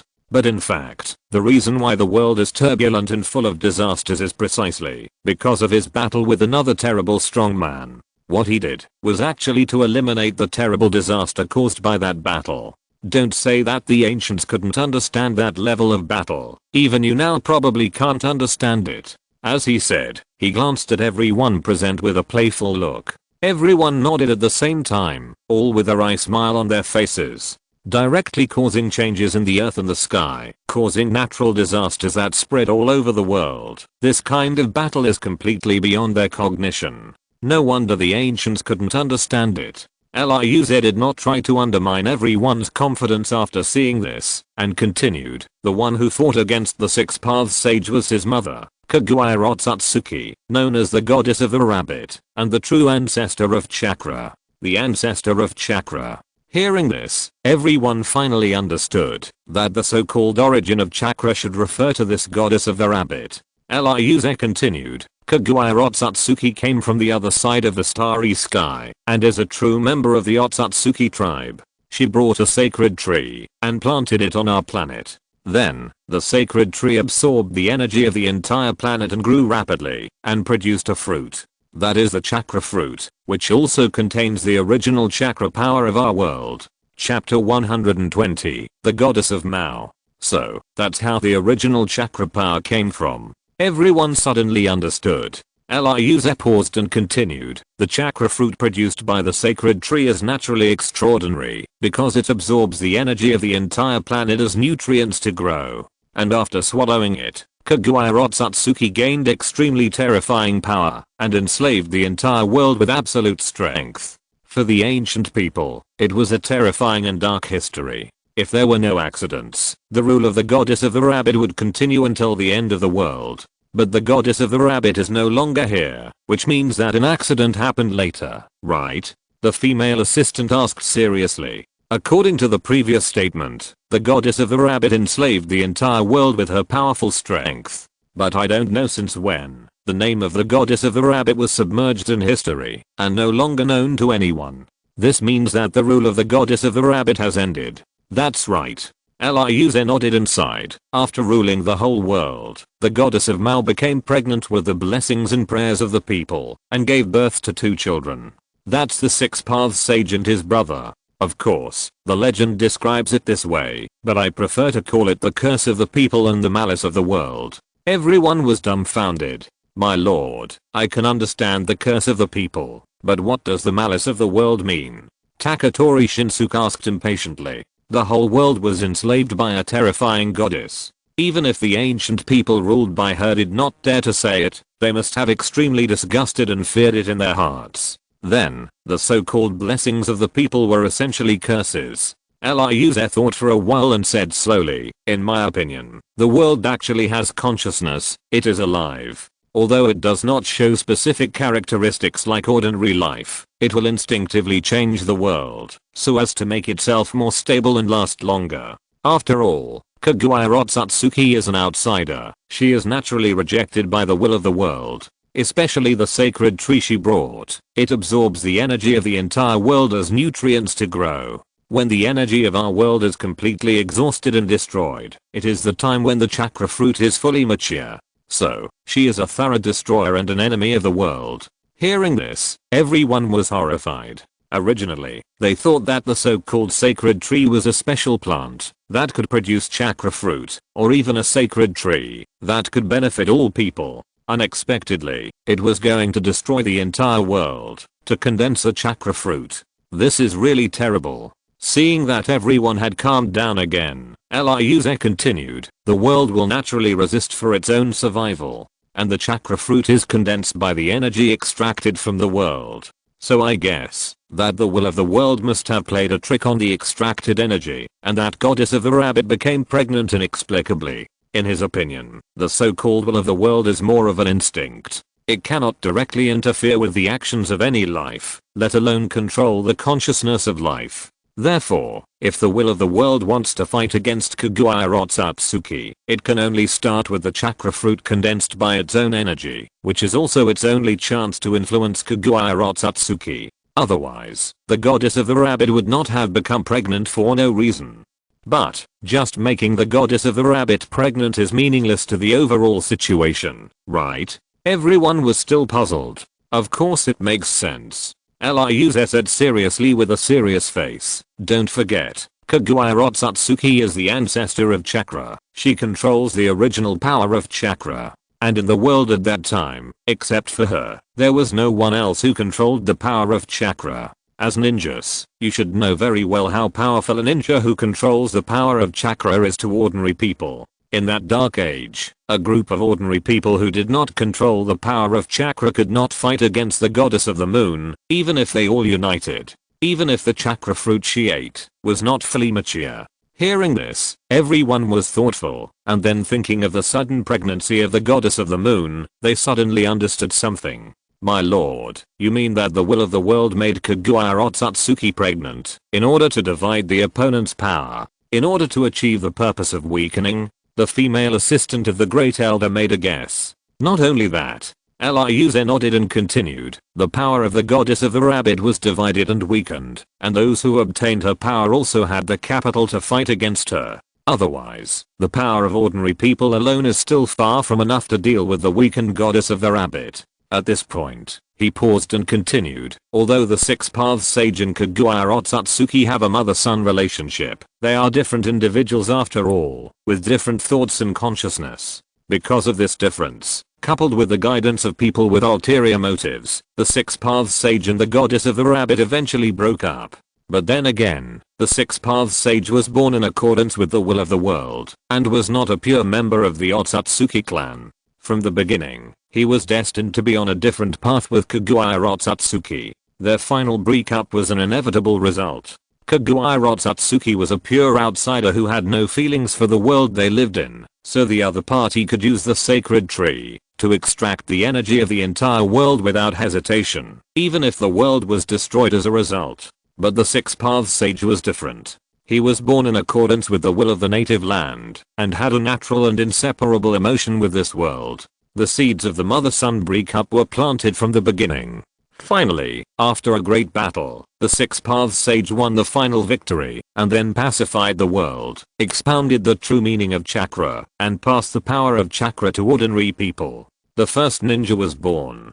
Eliuze let out a long breath and finally finished everything. Everyone fell into silence, trying their best to absorb everything Eliuze had just told them. After a long time, the former elder's female assistant spoke up. According to what you said, the powerful Otsutsuki clan is destined to be the enemy of all of us. There is no possibility of compromise, right? Yes. Eliuze nodded and affirmed. Their ultimate goal is to use the world as nutrients, to cultivate the sacred tree, and then collect the chakra fruit for their own use. May I ask again, sir, in addition to Kaguya Otsutsuki and the two children she gave birth to, do you know anyone else from the Otsutsuki clan? The female assistant continued to ask. Yes. After sorting out his memories, Eliuze said seriously, in addition to Kaguya Otsutsuki and her son, there is also Ishiki Otsutsuki who came to our world with Kaguya. However, he was plotted against by Kaguya in his early years, and has been half dead ever since.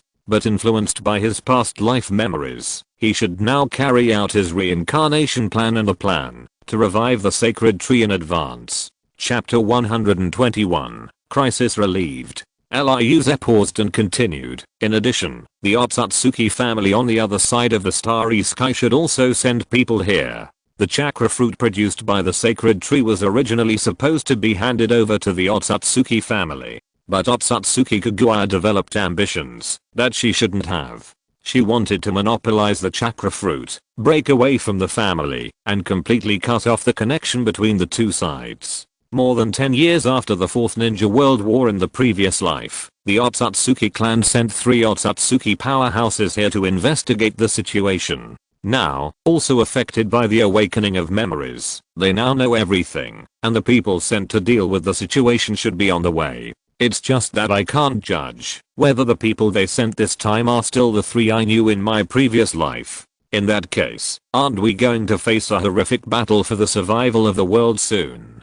Taketori Shinsuke couldn't help but shouted out. You are too nervous, Shinsuke Jounin. Rokuze hurriedly spoke to comfort him, and said calmly, although I don't know how far the planet where the Otsutsuki clan is located is from us, I can be sure that it is not easy for the Otsutsuki clan to come here, especially the distance between planets, which is measured in light years. Judging from the current situation, the planet where the Otsutsuki clan is located is not in the same galaxy as ours, so the distance is even farther than it can be described. Even if we use time and space ninjutsu, it is difficult to cross directly. Otherwise, Otsutsuki Kaguya would not dare to rebel at all. Kaguya, who was born in the Otsutsuki clan, knew very well how terrifying and powerful her family was. Things like chakra fruit are rare, but they are not unique in the Otsutsuki family. The chakra fruit produced by a sacred tree alone is not enough for Kaguya to fight against the Otsutsuki family.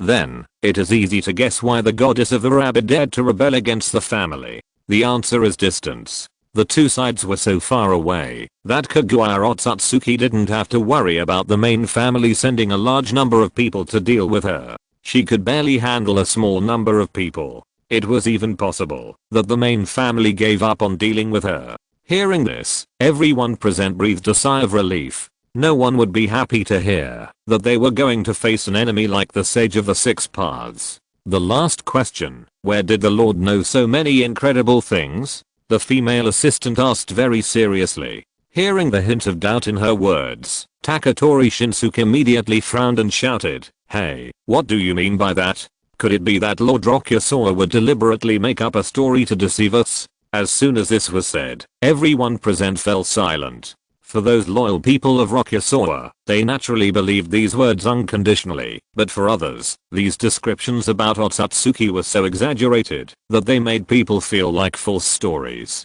They also had some doubts about Liu's words, but they just didn't have the courage to say it directly. Seeing that everyone had different expressions, Liu immediately waved his hand and said, "Don't be nervous, Shinsuke. When I first heard these things, I couldn't believe it just like everyone else. But when you know that the one who told me these things is the Six Paths Sage himself, you won't have such doubts anymore." Six Paths Sage. Everyone was shocked again. That legendary figure actually lived in the world. Isn't this too incredible? Everyone talked about it, and it was really hard to hide the excitement in their hearts. The legend appeared in the world, which was completely beyond everyone's expectations. "No, you misunderstood." Liu shook his head and explained patiently, "The Six Paths Sage has been dead for an unknown period of time, but his chakra has remained in the world, silently guarding this world. And the reason why he appeared in the previous life was that it was only during the Fourth Ninja World War that he was able to appear in the form of a spirit by chance.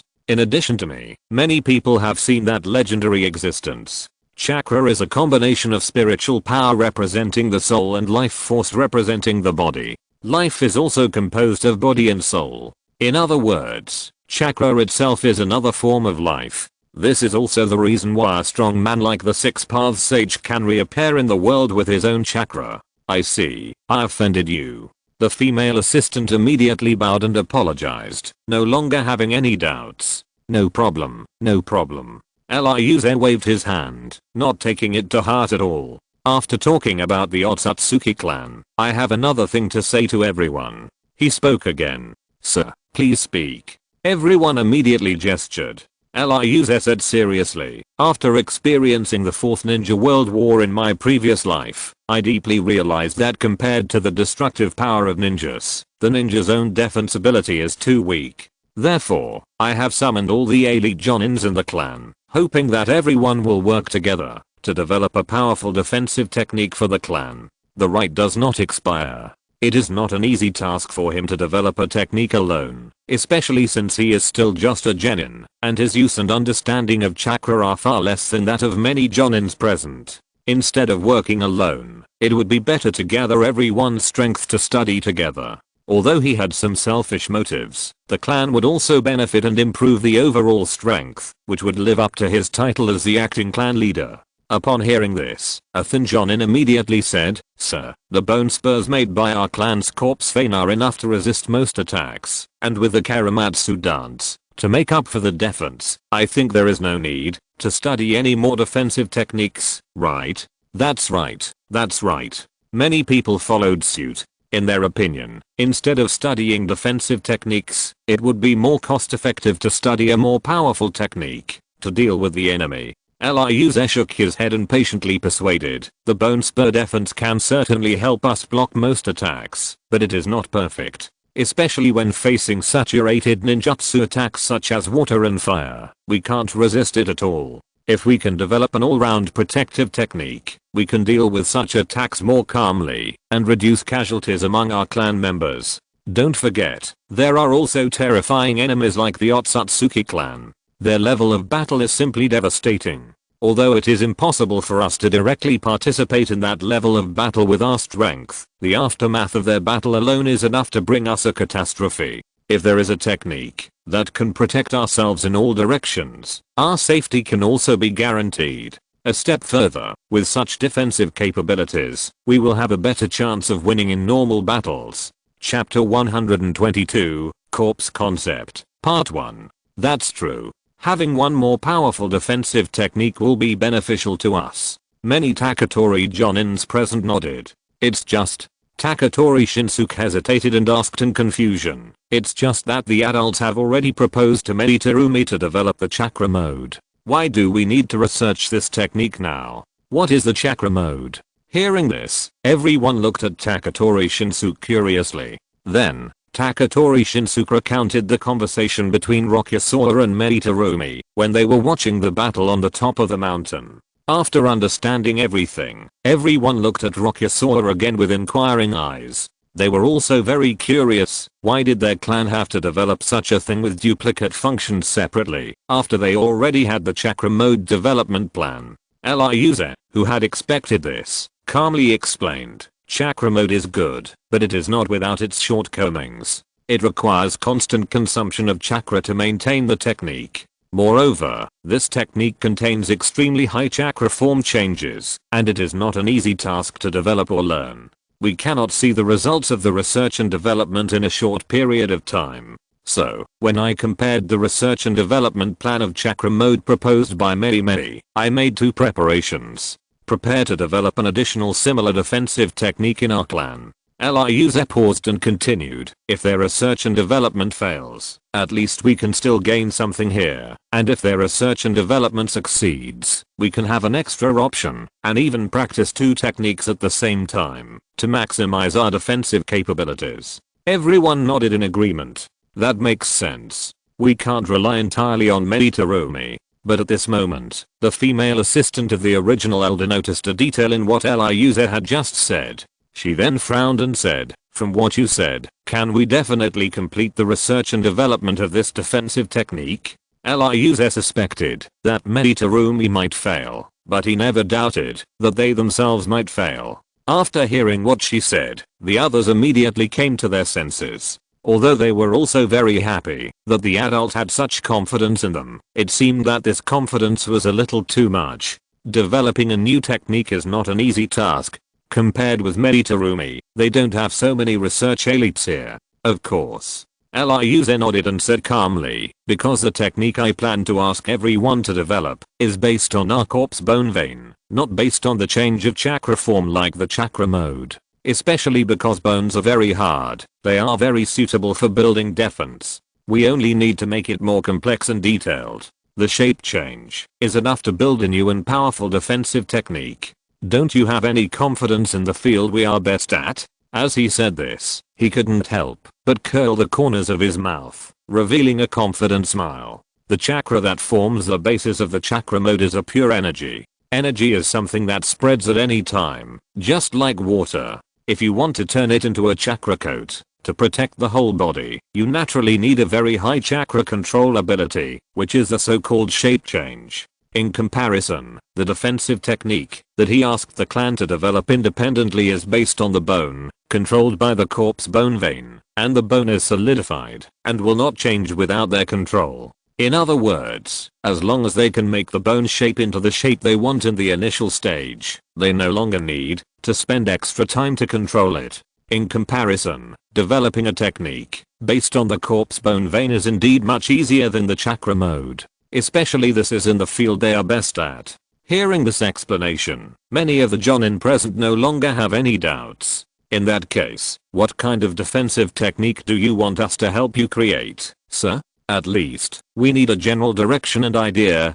The female assistant sat up straight and asked with a little excitement. Ryuze took a deep breath and said seriously, the technique I envisioned is a full body armor that uses the corpse bone vein to control the changes in bone. Because of the hardening characteristics of bone, after the technique is completed, we no longer need to continue to use chakra to maintain the shape, which can reduce chakra consumption. In addition, because the armor is made of bone, when we fight, we can also control the surface of the armor to form bone spurs to fight the enemy, so that the armor does not only have a defensive function. In the final analysis, this is a way to transform the bone spur defense that the bamboo clan used frequently into a more refined bone armor. What they have to do is to conduct a deeper study on the morphological changes of this bone, which is not beyond the ability of everyone. Knowing this, everyone nodded immediately. This plan is feasible. I think it's great. It suits us very well. Everyone wait a moment. I'll go borrow a set of armor for reference. The discussion became heated, and a senior ninja immediately stood up from his seat and rushed out of the ancestral hall. Not long after, he came back in a hurry, holding a bunch of things in his hands. Clang. He came to the center of the hall and loosened his hands and immediately saw a pile of scattered armor parts fell to the ground. You didn't take this directly from a warrior. Pointing at the pile of armor parts on the ground, Ryuze didn't know whether to laugh or cry. Even though he was 3 or 4 meters away, he could still smell a faint smell of sweat. It was obviously not a new thing. I just don't know which warrior was so unlucky to meet such an unrefined fellow. The man scratched his head and laughed dryly. I was afraid of making everyone wait too long, so I picked one of the guards of the city lord and borrowed his armor. He emphasized the word borrow and would never admit that he had taken it from someone else. Ryuze shook his head when he saw it, but didn't care too much. It was just a set of samurai armor, not a valuable item, and the city lord would not say much. As for the other fellow tribesmen present, they did not care. Just an ordinary samurai was not worth their attention at all. At this time, they had already focused their attention on the pile of armor parts and fiddled with them carefully on the ground. Soon, a complete set of armor was pieced together and neatly placed on the ground. Ryuze recognized it at a glance. It was an ancient armor similar to the one worn by Uchiha Madara. To be precise, it was not ancient. Because of the existence of chakra power, ninjas have gained extremely strong destructive power, and ordinary armor cannot stop the attacks of ninjas. The development of ninjas has been moving towards stronger destructive power, which has also led to a serious lag in the development of protective gear and cannot keep up with the changes of the times. In the end, everyone simply gave up studying protective gear and used stronger attack or defense techniques to meet the enemy. Therefore, the armor in the ninja world has not made much progress. For example, the armor styles that were circulated in the Uchiha Madara era are still in use today. It is even possible that it is a style of armor that has been circulated even earlier. If you're listening to this novel on a channel other than Fanfic World, it means they downloaded and uploaded it without effort. We cordially invite you to visit our channel, Mundo Fanfic Novelos. There you'll find the original version of this story and you can explore many other novels of various genres. We're waiting for you to immerse yourself in a world of incredible novels. Chapter 123, Corpse Concept, Part 2. This armor is too simple. No. Ryuze waved his hand and stopped the people who were still fiddling with it curiously. The armor was too simple, only protecting the key parts in front and behind, and a considerable part was exposed outside, which did not achieve his ideal goal. It was only slightly stronger than the bone spur defense they often used. Then, sir, do you have a better armor style for us to refer to? The Jonin who took off the armor could not help but ask. Although he did not understand armor design, in his opinion, the armor in front of him was already good. Yes. Bring me a pen and paper. I will draw it for everyone to see. Ryuze nodded and winked at Taketori Shinsuke next to him. Taketori Shinsuke understood and immediately got up and left. About 3 minutes later, he came back with a stack of white paper and a pencil. Sir, this is what you want. He respectfully placed the white paper and pencil in front of Ryuze and then gently returned to his seat. Then Ryuze picked up the pencil, closed his eyes under the curious gaze of everyone, and silently sorted out his memories. In his previous life, He had seen countless battle suits that were more advanced and gorgeous than the one in front of him. Unfortunately, that was only the product of other people's imagination. However, in this strange ninja world, relying on the magical power of chakra, those originally empty fantasy products have the possibility of realization. For example, the most typical ones are the various holy clothes from the Saint Seiya story. That is a completely gorgeous world of armor. From this world alone, he can pick out more than 100 sets of different armor styles for these people to choose from, far exceeding the imagination of the poor armor here in the ninja world. And as his thoughts flowed, the strong and gorgeous armors he had seen flashed quickly in his mind, and the last silver grey armor was fixed in his mind. It was a set of armor worn by the famous Round Table Knight Mordred from the world of Holy Grail of Destiny. Compared with other armors, he thought that this set was more suitable for them to simulate and materialize with the corpse veins. Of course, this set of armor was more in line with his aesthetic taste. As the target was selected, Liu Zen immediately recalled the specific appearance and structure of the armor in his mind.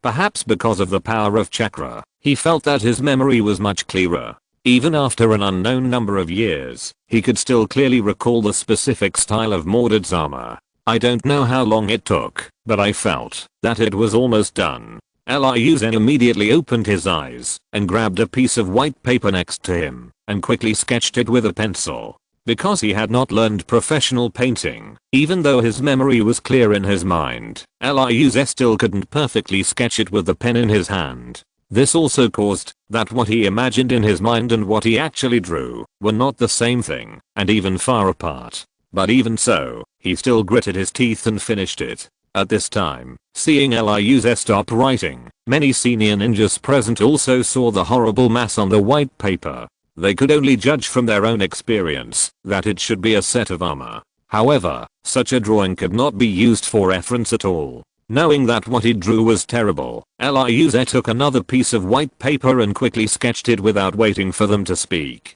After all, ninjas are ninjas. In terms of the control of their own limbs, they are much better than ordinary people. With the experience of the first painting, Liu Zen patiently adjusted his strokes, and the second time he sketched the Mordred armor, it was obviously much smoother. Not long after, the second armor pattern was drawn. It was much better than the first one, but it still could not be used as a formal reference. Liu Zen was not discouraged and continued to work hard. As his drawings became more and more perfect, the style of the Mordred armor became clearer and clearer in everyone's eyes. Finally, when he drew the 31st picture, Liu Zen stopped completely and did not continue to draw. He could feel that this was the limit he could reach in a short period of time. If he wanted to continue to improve his painting skills, he would need a long time to settle down. Even so, the armor he sketched on the white paper was restored to nearly 80% of its original quality.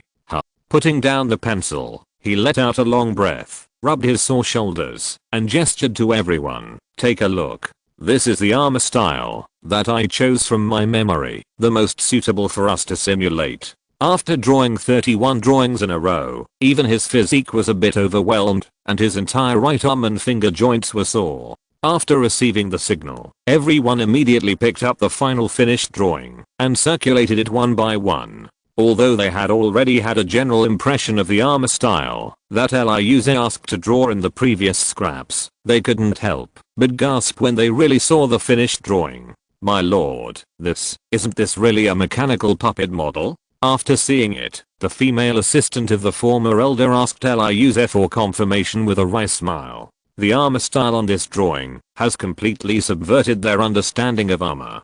From the perspective of protection alone, it is almost armed to the teeth, with only the joints of the limbs leaving some space for movement. After a rough estimate, this set of armor protects the human body for almost 95%, far exceeding any set of armor they have seen. From the appearance, it is no different from a mechanical puppet. This is indeed a set of armor. No doubt. Liu Zen nodded and gave a clear answer. This is too incredible. The female assistant was speechless and had nothing to say. If the defense is built with corpse bone veins according to this armor style, its defensibility and defense area will definitely be greatly improved. No wonder this adult dislikes the bone spur defense used by everyone as too simple. After seeing such a closed armor, she also looked down on the simple defense she used earlier. After everyone circulated the armor pattern, Lyuze sat up and asked everyone, "Now, do you have any objections to this armor pattern I took out?" No. Everyone shook their heads and expressed their attitude in unison. This armor pattern completely surpassed their knowledge of armor, and they could not possibly come up with a better pattern. In that case, let's use this pattern as a standard and use the corpse vein to materialize an actual armor model for reference. Lyuze gave the order again. No matter how good the pattern is, it is just a pattern, and it can never be as good as a physical model. Having a physical object as a reference is naturally much more convenient than a pattern. Chapter 124, Corpse Concept, Part 2. No problem. I'll build the helmet. I'll build the right shoulder armor. Everyone responded, and then spontaneously began to divide the work, dividing and constructing the various parts on the armor pattern. After all, there are too many parts for such a fully enclosed armor, and the different shapes require certain bone changes, which consumes a lot of personal energy. Therefore, in the initial trial stage, no one of them could independently complete the actual shaping of the armor in a short time. But there is strength in numbers, and with many people working together, it is naturally possible to achieve it. Soon, the simplest breastplate was made by one of the senior ninjas using the corpse bone vein to control the bone. However, Lyuze also noticed that the senior ninja was fat, and the breastplate he shaped was also based on his own body shape, so it looked relatively wide. Not good. These guys are of different body shapes. If everyone shapes the armor according to their own body shape, it will be a miracle if they can finally put it together. Lyuze immediately realized that something was wrong. Then, he hurriedly stopped everyone. "Everyone, please wait a moment." Everyone who was in high spirits was called to a halt, and suddenly felt very strange, and cast puzzled looks. Lyuze explained with a wry smile, "I forgot to specify the size of the armor just now, and most of you also shaped the armor parts according to your own body shape. But everyone's body shape is different. If the size standard is not unified, the parts shaped in the end can't be assembled into a complete armor model." Hearing this, everyone nodded. That's right. No wonder I always feel like something is missing. In that case, then I propose to shape the first armor model, based on the body shape of Lord Lyuze. Taketori Shinsuke immediately said. The female assistant nodded and followed suit. "I think this suggestion is good." Lord Lyuze first proposed the idea of armor structure, and provided the armor pattern. This first armor model is of great significance. It is more appropriate to shape it, based on the Lord's body shape. Then everyone expressed their opinions, without objection. "I agree. I agree too." Feeling the eager gazes of the crowd, Lyuze did not refuse, and stood up without hesitation, and silently formed a seal, mobilizing chakra to change. Clone technique with a burst of white smoke rising at his feet. A clone exactly like him was created. This is the most basic clone technique, which can create an illusion without attacking ability for oneself. However, it is enough to use it as a model for everyone to make armor. Then, relying on the special induction between himself and the clone, he silently controlled the clone to walk to the center of the hall, and showed his figure in front of everyone. "Okay, everyone can continue." Lyuze gestured to everyone. At this moment, a senior ninja showed a trace of difficulty on his face, and hesitated and said, "That adult. I have encountered a difficulty, and need your help. Please speak." Lyuze nodded and gestured. The man pointed to the drawing in the middle of the hall with a wry smile, and said, "I chose the armor parts for the right hand. But when I really started to try, I found that the drawings given by the adults could only roughly understand the overall picture, but could not see the details of various small parts. I wonder if you can draw the details of the parts of each small part?" As soon as this was said, the other unlucky people who chose small parts of the armor also echoed, "That's right. Please help me and draw the parts of other small parts." Seeing this, Lyuze nodded and said, "No problem. This is my mission. Please wait a moment. I will fill in the details of each small part." Although he had drawn the overall armor drawings from 3 different angles, looking down, looking straight, and looking from the side, he still didn't describe the details enough. Then he sat down, picked up the pencil, and started sketching on the white paper again. But this time, He was no longer sketching the overall armor, but the more complex parts of the armor, such as the hands and knees. After wasting countless sheets of white paper, Ryuze finally delivered the partial armor structure drawings that everyone needed. This time, with the help of these drawings, everyone was able to build the armor model much more smoothly. Seeing that everyone was busy, Ryuze couldn't help but feel itchy and gave birth to a bone spur from the palm of his hand. He wanted to try to shape the breastplate part of the armor.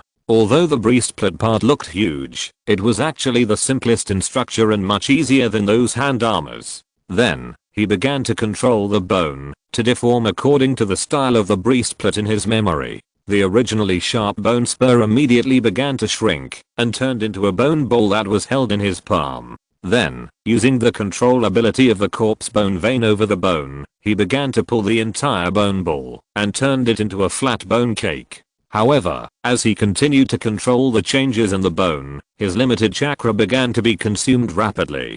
Chakra is consumed so quickly. Maybe I can make a small model.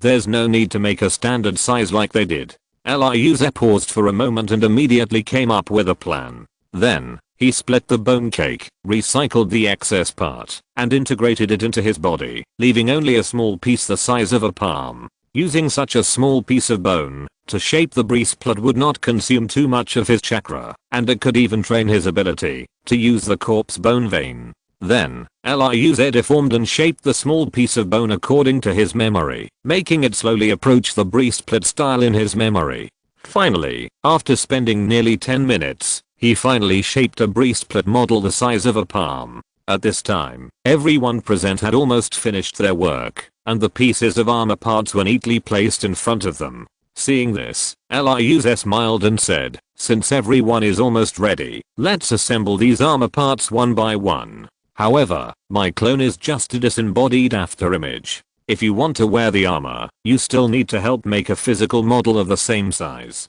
With his strength, he was not able to use the corpse bone vein to directly make a physical model. Whether it was the amount of chakra or the control of bone quality, he could not reach the corresponding level. "Let me do it." Taketori Shinsuke stood up and walked to the center of the hall. When he stood firm, bone spurs grew out of his body, condensed together, and slowly changed into a human form. Looking more closely, the human form was actually 70% similar to Ryuze. Chapter 125, Corpse Conception, End. Corpse bone vein clone. Seeing the figure that looked like him, Ryuze couldn't help but shout out, "My lord, you misunderstood. This is not a clone, but just an ordinary bone model.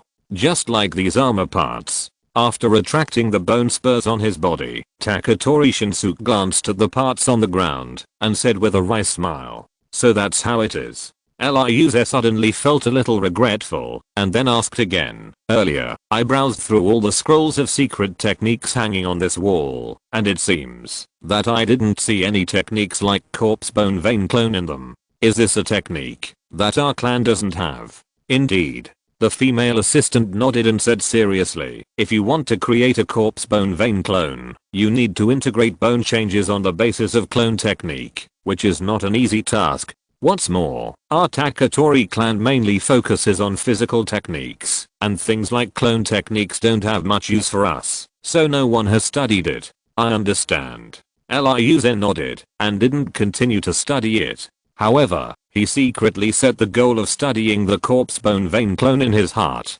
After all, the clone can do many dangerous things instead of the original body, and even play an incredible role at a critical moment. At this time, as Taketori Shinsuke used bones to create a model similar to Ryuze, everyone began to put on the armor. As the parts were put on the model one by one, a fully armed figure like a mechanical puppet appeared in the center of the hall.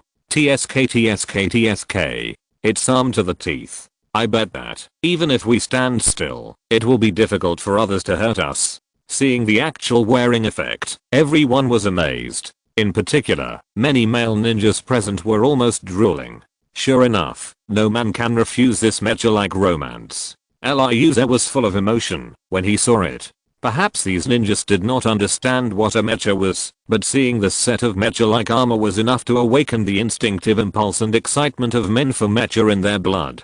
Then, he stood up and walked to the suit of armor. While looking at it, he said to everyone, "This suit of armor has been successfully materialized. Then the next task is to trouble you to use this model as a basis. Patiently organize the changes in the bones and veins of this suit of armor, and use hand seals to explain it, so that it can become a real art." The so-called art actually refers to the use of chakra to obtain specific changes, or effects. Different arts contain different chakra changes. For example, physical arts seem to have nothing to do with art, but in fact, they also contain certain chakra changes. It's just that physical arts rely more on body movements to achieve, and chakra also changes with human body movements, which has the effect of increasing strength or speed, so the characteristics of the art are not obvious. However, the most obvious art characteristics should be ninjutsu. Ninjutsu is different from physical arts. It relies more on chakra for more complex changes, so as to create a variety of different ninjutsu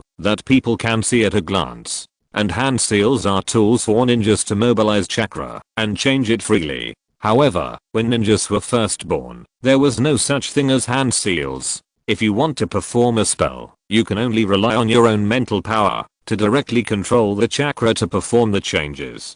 This also means that the initial ninjas who want to use chakra will be greatly restricted by themselves. In other words, if the mental power is not strong enough or the talent is relatively poor, the efficiency of using chakra will be extremely low. This also greatly limits the development of ninjas. However, this situation has been greatly improved after the birth of Indra, the son of the Six Paths sage. When using chakra, Indra accidentally discovered that specific gestures can help him mobilize chakra better.